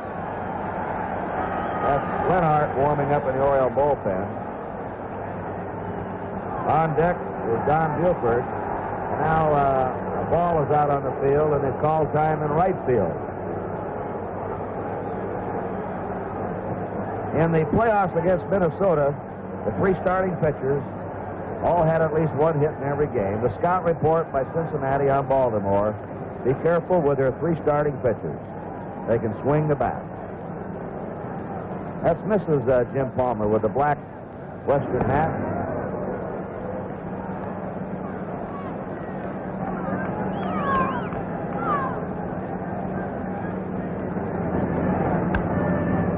High pop to the infield. Tommy Helms waiting for it. 1 down. 5-3, Baltimore ahead. Last of the 7th. Don Buford has walked, grounded out twice. Number 9, Don Buford.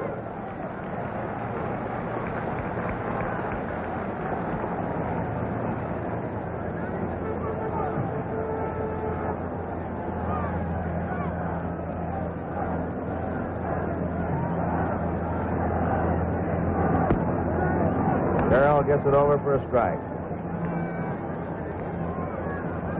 He's not allowed a run in his 3 appearances in this series. Drag bunt. Foul ball. How that bench got out of that catcher's box and down there.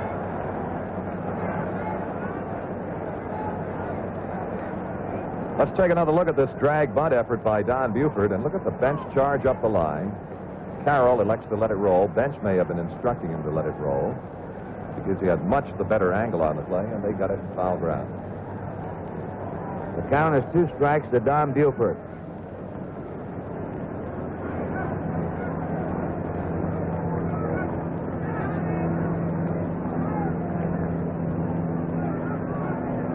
Perez, Bench, and May. The heart of the order coming up for the Reds in the 8th. 1 ball, 2 strikes. 1 out, nobody on. That's Blair on deck. Pulled him on a curve, throw down a first, strike out for the pitcher, an assist for the catcher, and a put out for the first baseman. 2 down. Carroll's second strikeout. Blair has sacrificed, struck out, grounded out.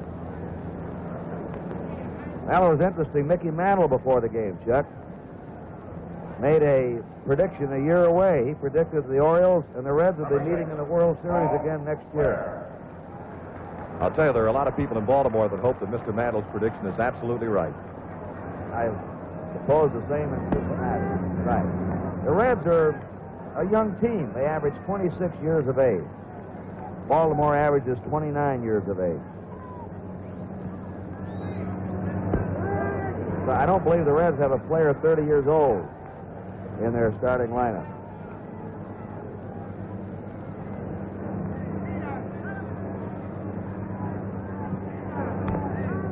You saw the Baltimore bullpen. I think it's Watt and Rickard out there. Eddie Watt, a right-hander, Rickard, a left-hander. 2 strikes to Blair.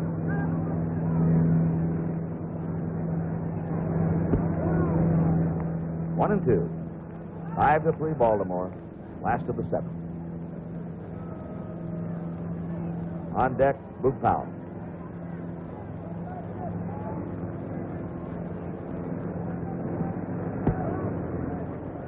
Two and 2.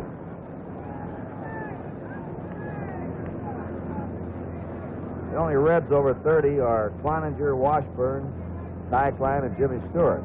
The last 2 are utility players. Curve for strike 3. Strong inning again for Clay Carroll. 3 up and 3 down for the Orioles. We've gone 7 innings. The score, Baltimore 5 and Cincinnati 3.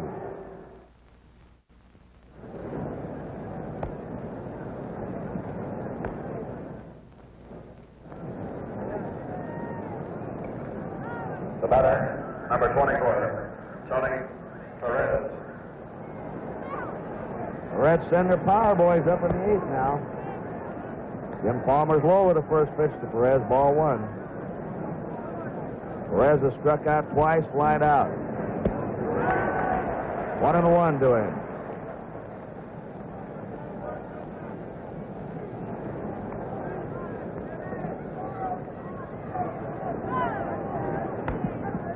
Foul ball makes it 1-2. Palmer has struck out 7.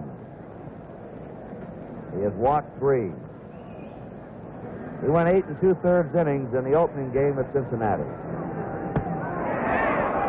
Just a little bit high, 2-2. He has been very tough in this ballpark. Last 2 years, he's won 21 out of 25 games. Ball 3. He's pitched 10 shutouts here in the last 2 years.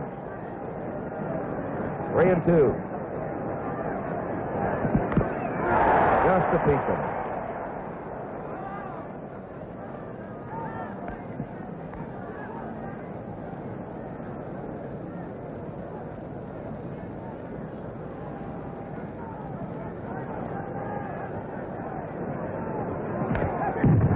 Now again, his manager Earl Weaver predicts that if there's another 30-game winner in baseball within the next few years, it's going to be Jim Palmer. He thinks some year the 24-year-old right-hander will put it all together for 30. Foul back. The on-deck batter, Johnny Bench.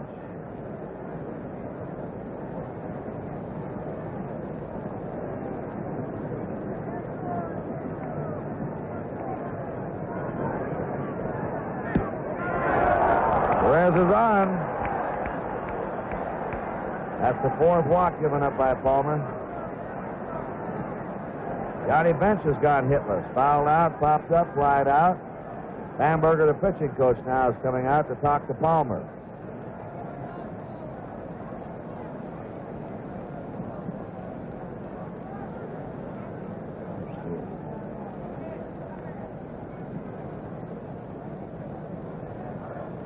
You know, 20 Major League Baseball stars will visit our troops in Vietnam.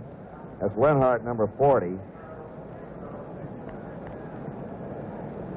And Eddie Watt, the other right-hander, are going to Vietnam, the hospital bases in Japan, Guam, and the Philippines after the World Series, sponsored by the USO. Number 5. They'll go in October and November. 17th group visit of baseball stars to overseas bases. Johnny Bench up. A ball to him. 5-3 Baltimore, 8th inning. Earl Weaver. There's a drive that is a base hit in the corner. Coming on to third is Perez. Bench holds, it's cut off alertly by Belanger. And now here's Earl Weaver coming out. When he comes out, it usually means the pitching change.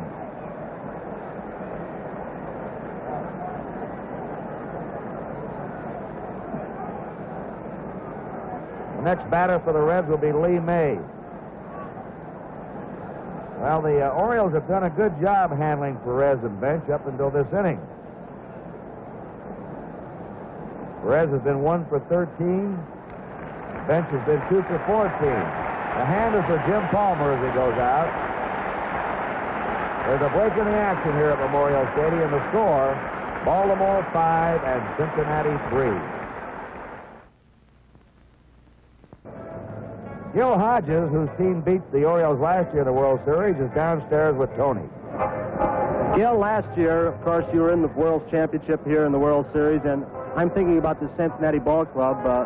Their power hitters have been kind of stymied so far. You were a power hitter. How can that be done so often?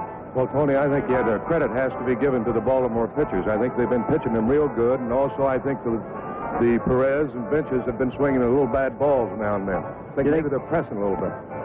We're talking to Earl Weaver, and he said that he didn't think that Palmer had his good stuff, and I don't think he was throwing very well today, but he does have a good curveball, and that curveball can be rough on those right-handed power hitters. Well, there's no question about it, and especially the type of curveball that Palmer throws. It's off-speed and considerably slower than his good fastball. Gil, you had a great performance in the Eastern Division of the National League this year. You battled down to the finish in spite of the fact that some of your pitchers had bad arms, and we congratulate you for a heck of a season. Thanks a million, Tony. Thank you, Gil Hodges. Back upstairs.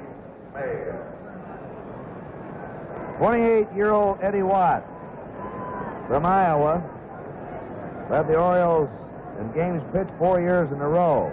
53 games this year he's worked. Won 7 and lost 7. An earned run average of 3.27. The Reds have runners on first and third, nobody out in the 8th inning. Lee May the batter. There's it goes. Goodbye. The Reds are in the lead.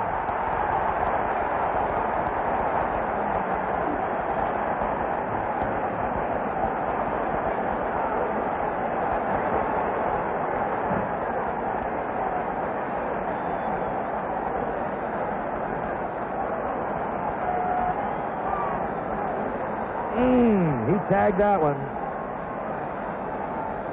Those are the Cincinnati Wives. Lee May has now been on base 3 times in this game. He's the top player for Cincinnati in the series. That's his 2nd home run. He takes the lead in RBIs in the series now with 7. And the Reds lead 6-5. Bernie Carbo has a strike on him. 2 of the runs are charged to Palmer. Strike 2. We pause briefly for identification. You're watching Reds Classic Rewind on Fox Sports Ohio.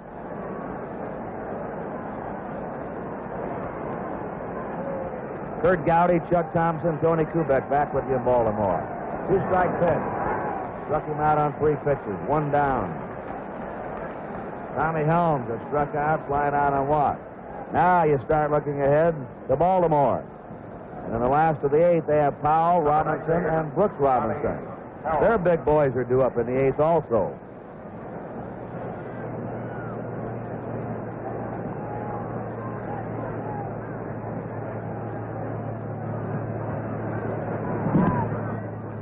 Outside.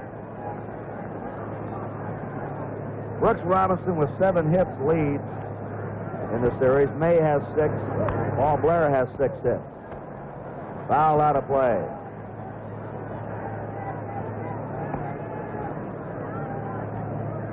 Clay Carroll will be the man now to try and keep Cincinnati alive. He's done a brilliant relief job so far. And he'll try and hold this lead.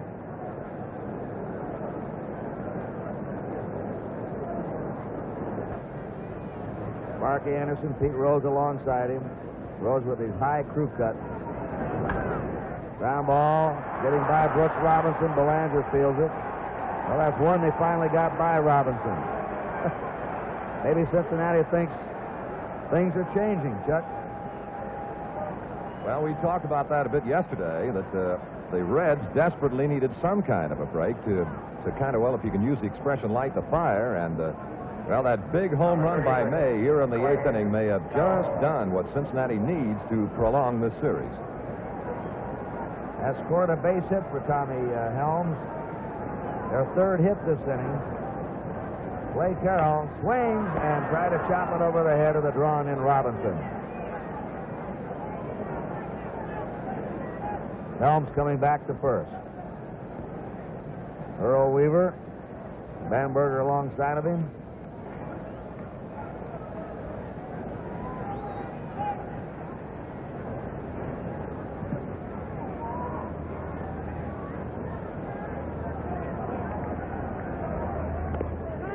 Foul ball on the bunt. Let's see if he tries to bunt on the 3rd strike.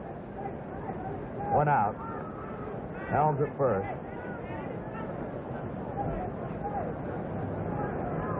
Darrell Cheney on deck.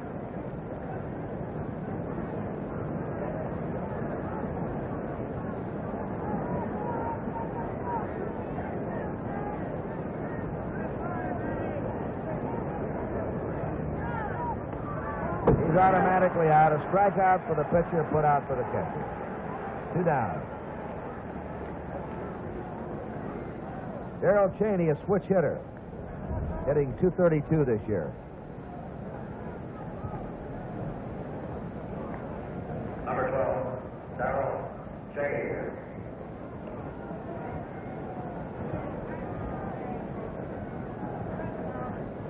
Two away. Helms at first. 3 runs in for the Reds in the 8th inning. They lead now 6-5. Fouled away.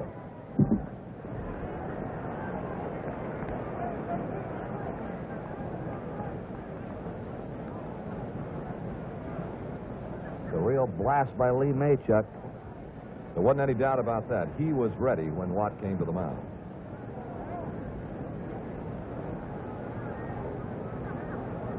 One strike count.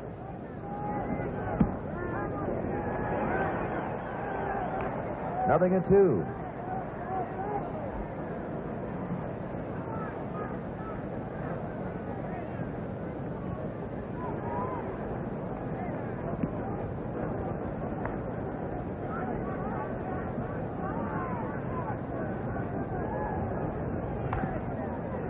Foul sails into the seats. Well, there were Secret Service men around here today, outside, inside the park, and very strong rumors. Grabowski and Rickard in the bullpen for the Orioles that President Nixon would be here, but he has not shown. He's missed a good ball game.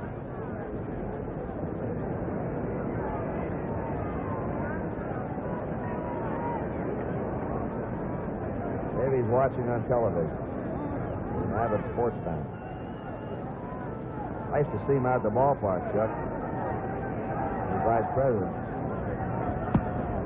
1 and 2, and I was working with the Red Sox. I think you were with the Senators then. 2,000 or 3,000 people out there at night. He'd be out there night after night. Always has been. As a matter of fact, showed up after a press conference last year to see the 8th and 9th inning of the Baltimore-Washington game. Foul tip for strike 3. But the Reds go ahead in the 8th inning with 3 runs, 3 hits. There were no errors. 1 man left. At the end of 7 1/2, Cincinnati 6, Baltimore 5. Move foul, Frank Robinson and Brooks Robinson. Foul, as you can see, led the Orioles in homers this year. The Reds have stopped him now. He's not had a hit at his last 6 official trips to the plate. Clay Carroll has pitched an inning and 2/3 of relief, no hits and no runs. Ball 1 to Powell. The shift is on for Powell. Carroll has struck out 3 of the 5 batters he's faced. Powell back out of play. 1-1. The Cincinnati bullpen is quiet. It's up to Clay Carroll to keep the Reds alive. If the Reds hold the lead, we'll have Game 5 tomorrow, starting at 12:30 Eastern Daylight Time.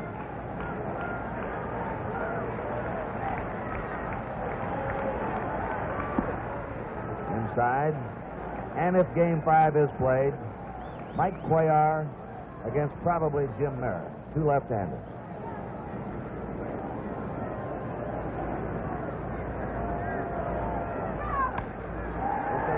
There's a great stop. The throw wide, taken down.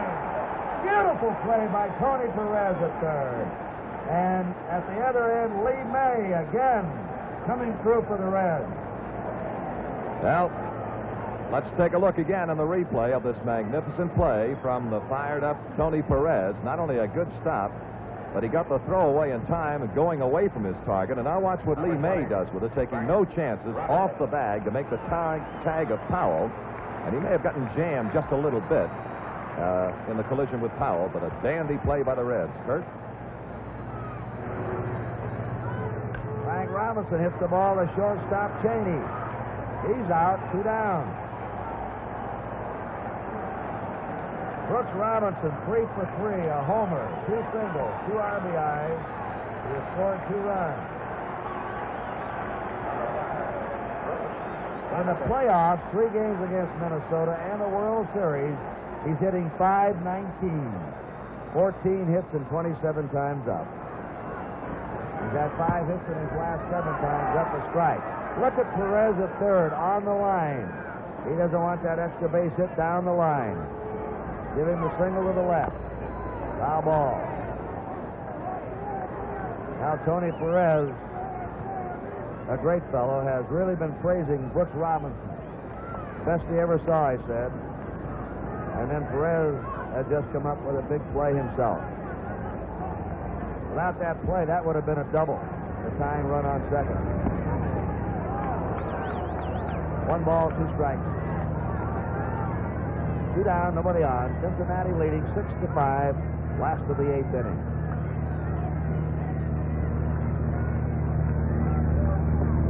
Herb is outside, 2-2. Brooks Robinson. Some of his fans wanted me to remind you people that he was an all-state basketball player 2 years ago, 2 years in a row at Little Rock, Arkansas, where he was reared. 3-2 to Brooks Robinson.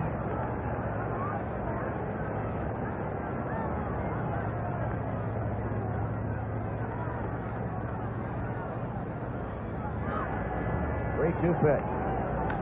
Base hit, 4 for 4 for Robinson. On the shoulder with it. The tying run is now on.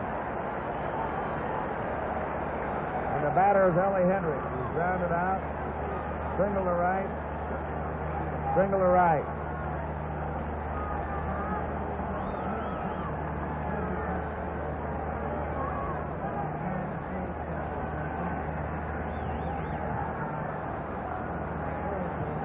Robinson has just tied a series record, which has been done many times, of getting 4 hits in a series game. Hendricks up, 2 down. Brooks Robinson at first. Cincinnati ahead by 1 run. A ball. Now we're getting some action, Chuck, out in that Cincinnati bullpen. I thought I caught a glimpse of Jim Merritt. I'm not sure. We'll check again. That's Granger. Wayne Granger. Fastball across the letters to him, 1-1.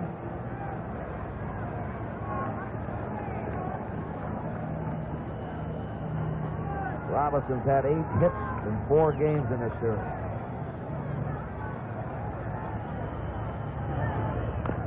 Serve is beat down to Lee May.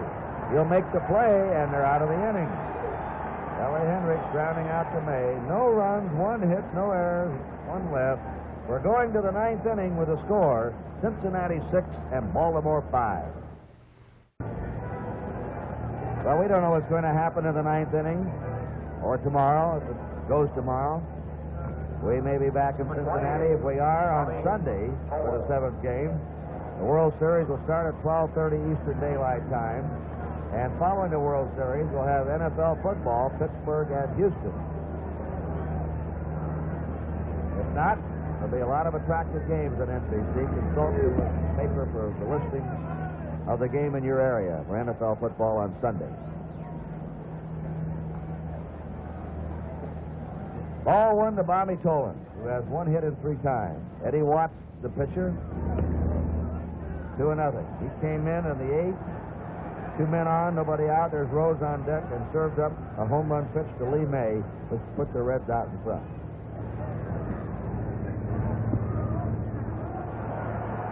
Ball 3.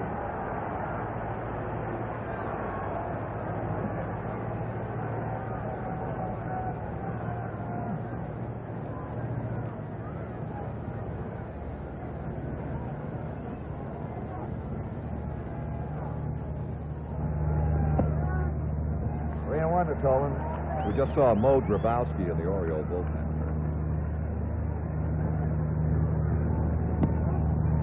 Tolan walks. And the top base stealer in the majors is now on first.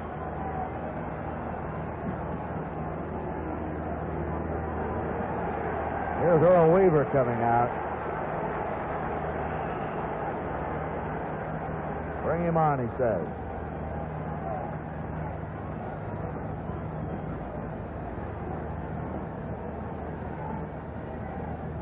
This will be all for Eddie Watt.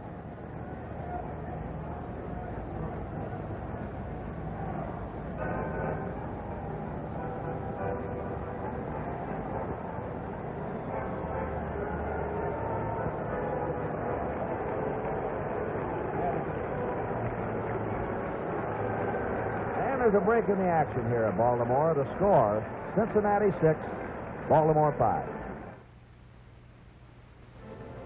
While Mo Grabowski warms up, let's go down to Tony.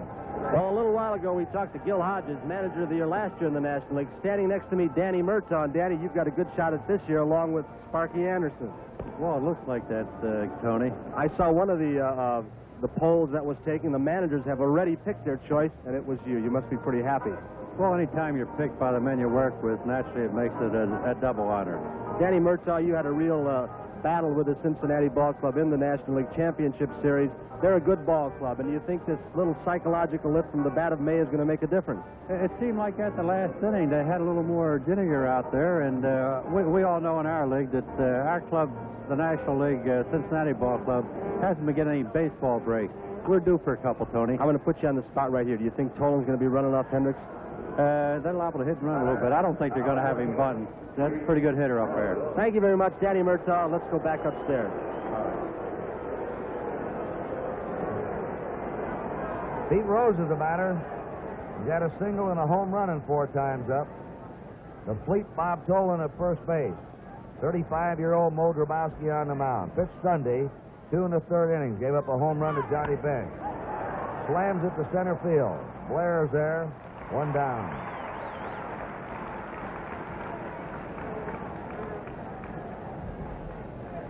Tony Perez. Number 24, Tony Perez. So far has had a tough series at the plate. He's 1 out of 13. He walked in the 8th. Came in to score on Lee May's 3-run homer. And put the Reds ahead 6-5. Reds holding that 1-run lead in the top of the 9th. There goes the runner. Here's the throw. And he is out. Dave Johnson took the pen.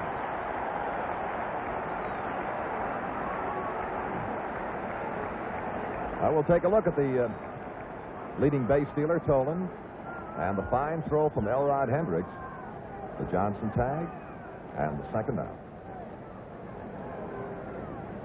The pitch was a ball to Perez. 2 down, nobody on now for the Reds. The Orioles in their last of the 9th have Johnson, Belanger, and Grabowski scheduled up. Bottom of their order. A high fly to right center. Blair going for it. He's there. We're going to the last of the 9th inning with the score. Cincinnati 6, and Baltimore 5. Get the facts about drug abuse. If your child is school age, you better start doing your drug homework. You'll find a simplified cram course on drug abuse in a book titled Answers to the Most Frequently Asked Questions About Drug Abuse. Write to the National Clearinghouse for Drug Abuse Information, Box 1080, Washington, D.C., 20013.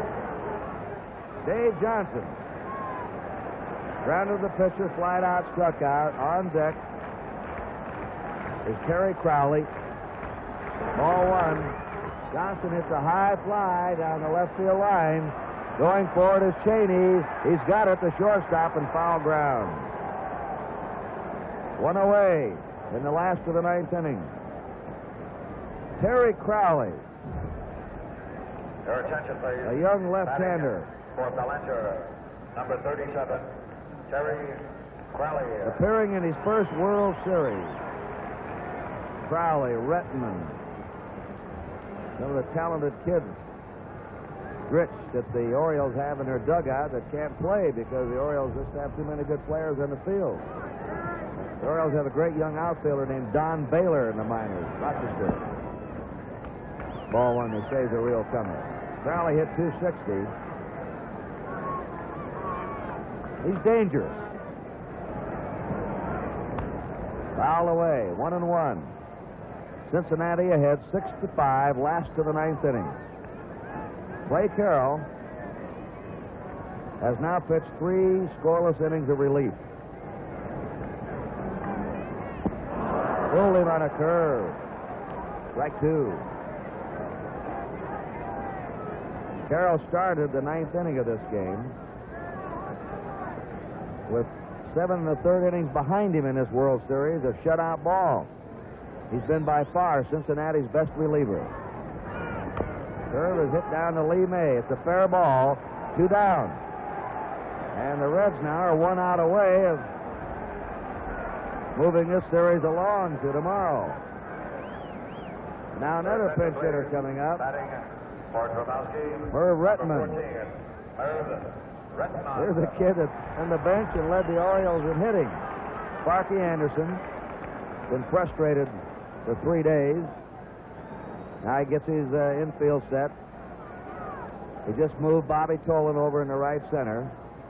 Merv Rettman, playing part-time, hit 18 homers, 58 RBIs. He could play regular with most teams. 2 down, nobody on. 6-5 Cincinnati. The curve misses, ball 1. Once again, Tony Perez right on that third baseline, guarding against an extra base hit. Put the tying run on second. Last ball for a strike. 1-1.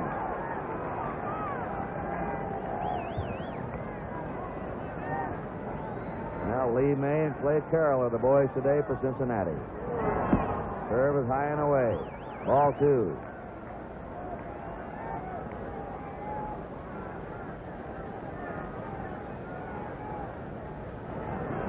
The 2-1 pitch. Foul back on a fastball, 2-2.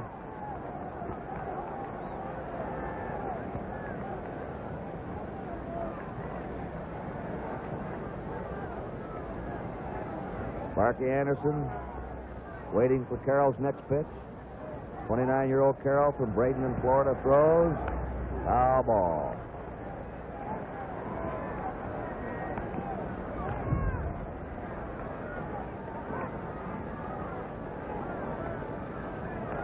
If the Reds hold this lead, get this last out, it'll not only move the series to tomorrow. That fooled him, and he just laid the bat out, as you saw, but it would snap a magnificent winning streak. The Orioles have won 17 games in a row through the regular season, the playoffs, and the World Series. They won 10 in a row here in their own ballpark. The 2-2 pitch. 3-2 we go to Merv Rettman. On deck is Don Buford.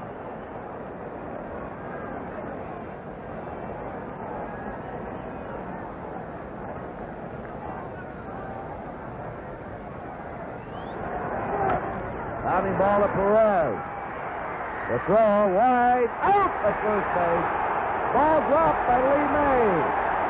The ball fell out of May's glove on the impact, and Retman is on, and the Orioles have the tying run at first. Let's watch it now. Perez coming up, makes a wide throw again. May has to leave the bag for the swipe tag, and as he tags Retman, the impact jarred the ball loose, as you see the ball rolling to the right. Retman is on the tying run. An error charged on Perez for his wide throw. Earlier in the 8th inning, he made a wide throw, and May made a great save of it in the tag. Don Buford, the batter. Ball 1 to Buford. Buford is hitless in 3 times, and he's walked. 6-5, Cincinnati. 2 down for the Orioles. Merv Retman at first base. Fastball strike. 1-1.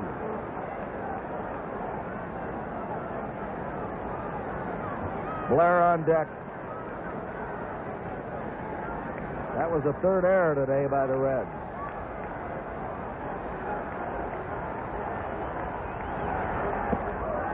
Put him down 2-1.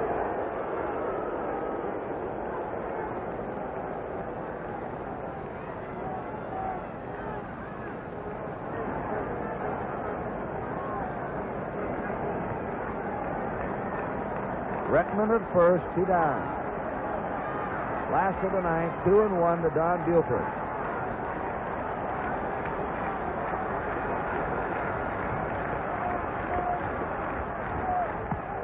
Three and one.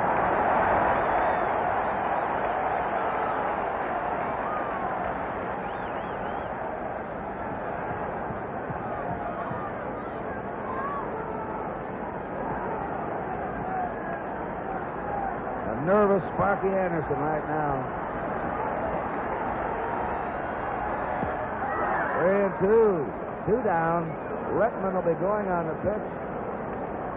An extra base hit might score him.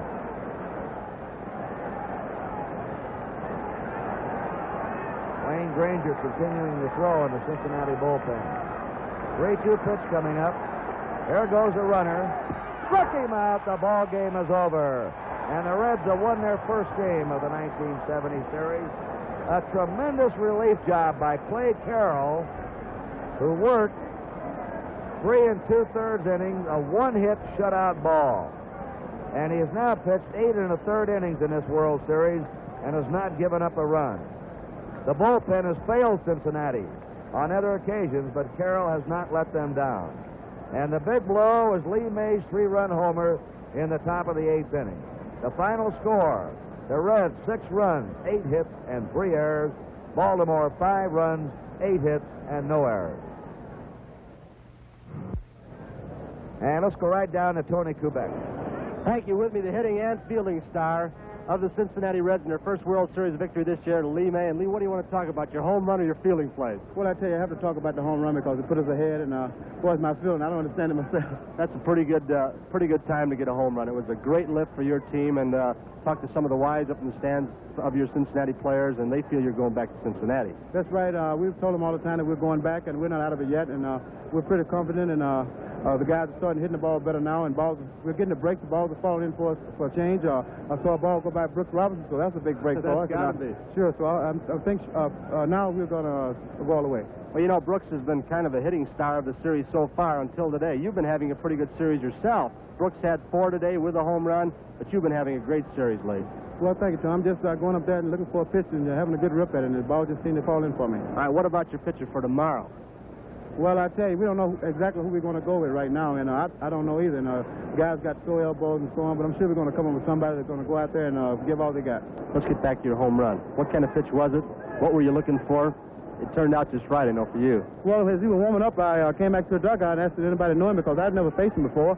And they said it was a sinker slider pitcher. So I was looking for something out of the plate with the ball that I wanted to hit out of the ballpark, and I wanted to have a good cut at it. So he happened to get a sinker. Lee, we're going to show that home run to our viewers at home and to you, and I'm going to let you comment all about it right now. Well, now he's going to a stretch. I'm looking for a pitch out of the plate, and he gave it to me, and I had a good rip and hit the ball right on the nose, and it carried pretty deep, as you can see. Had you ever seen Eddie Watt before? No, I've never faced him before. He's got a pretty good fastball, and you hit his best pitch. Well, I was looking for anything, like I say, from the middle of the plate in, because I wanted to hit the ball hard. Lee May, thank you so much. So the Reds are winners of Game 4 of that World Series behind the clutch hitting of Lee May. He ends up with a home run and 4 RBI in the game, and also some outstanding relief work from the Hawk, Clay Carroll. The Orioles would win the next day to take the series 4-1. Well, in 1971, the Reds had an off year. They finished 4th in the National League West, 11 games behind San Francisco. And after that series loss to Baltimore in 1970, general manager Bob Howsam decided that changes would take place. There'd be new parts to the machine.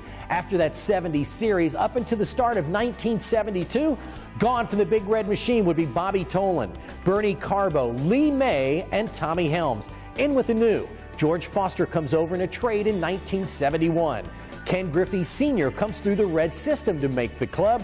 And, of course, the big trade with the Houston Astros, bringing in starting pitcher Jack Billingham, second baseman Joe Morgan, and center fielder Cesar Geronimo. The Great Eight was born, the Big Red Machine as we know it. Well, we hope you enjoyed watching this broadcast of an early version of the Big Red Machine and the oldest known full game telecast of Reds baseball still in existence. Game 4 of the 1970 World Series between the Cincinnati Reds and the Baltimore Orioles.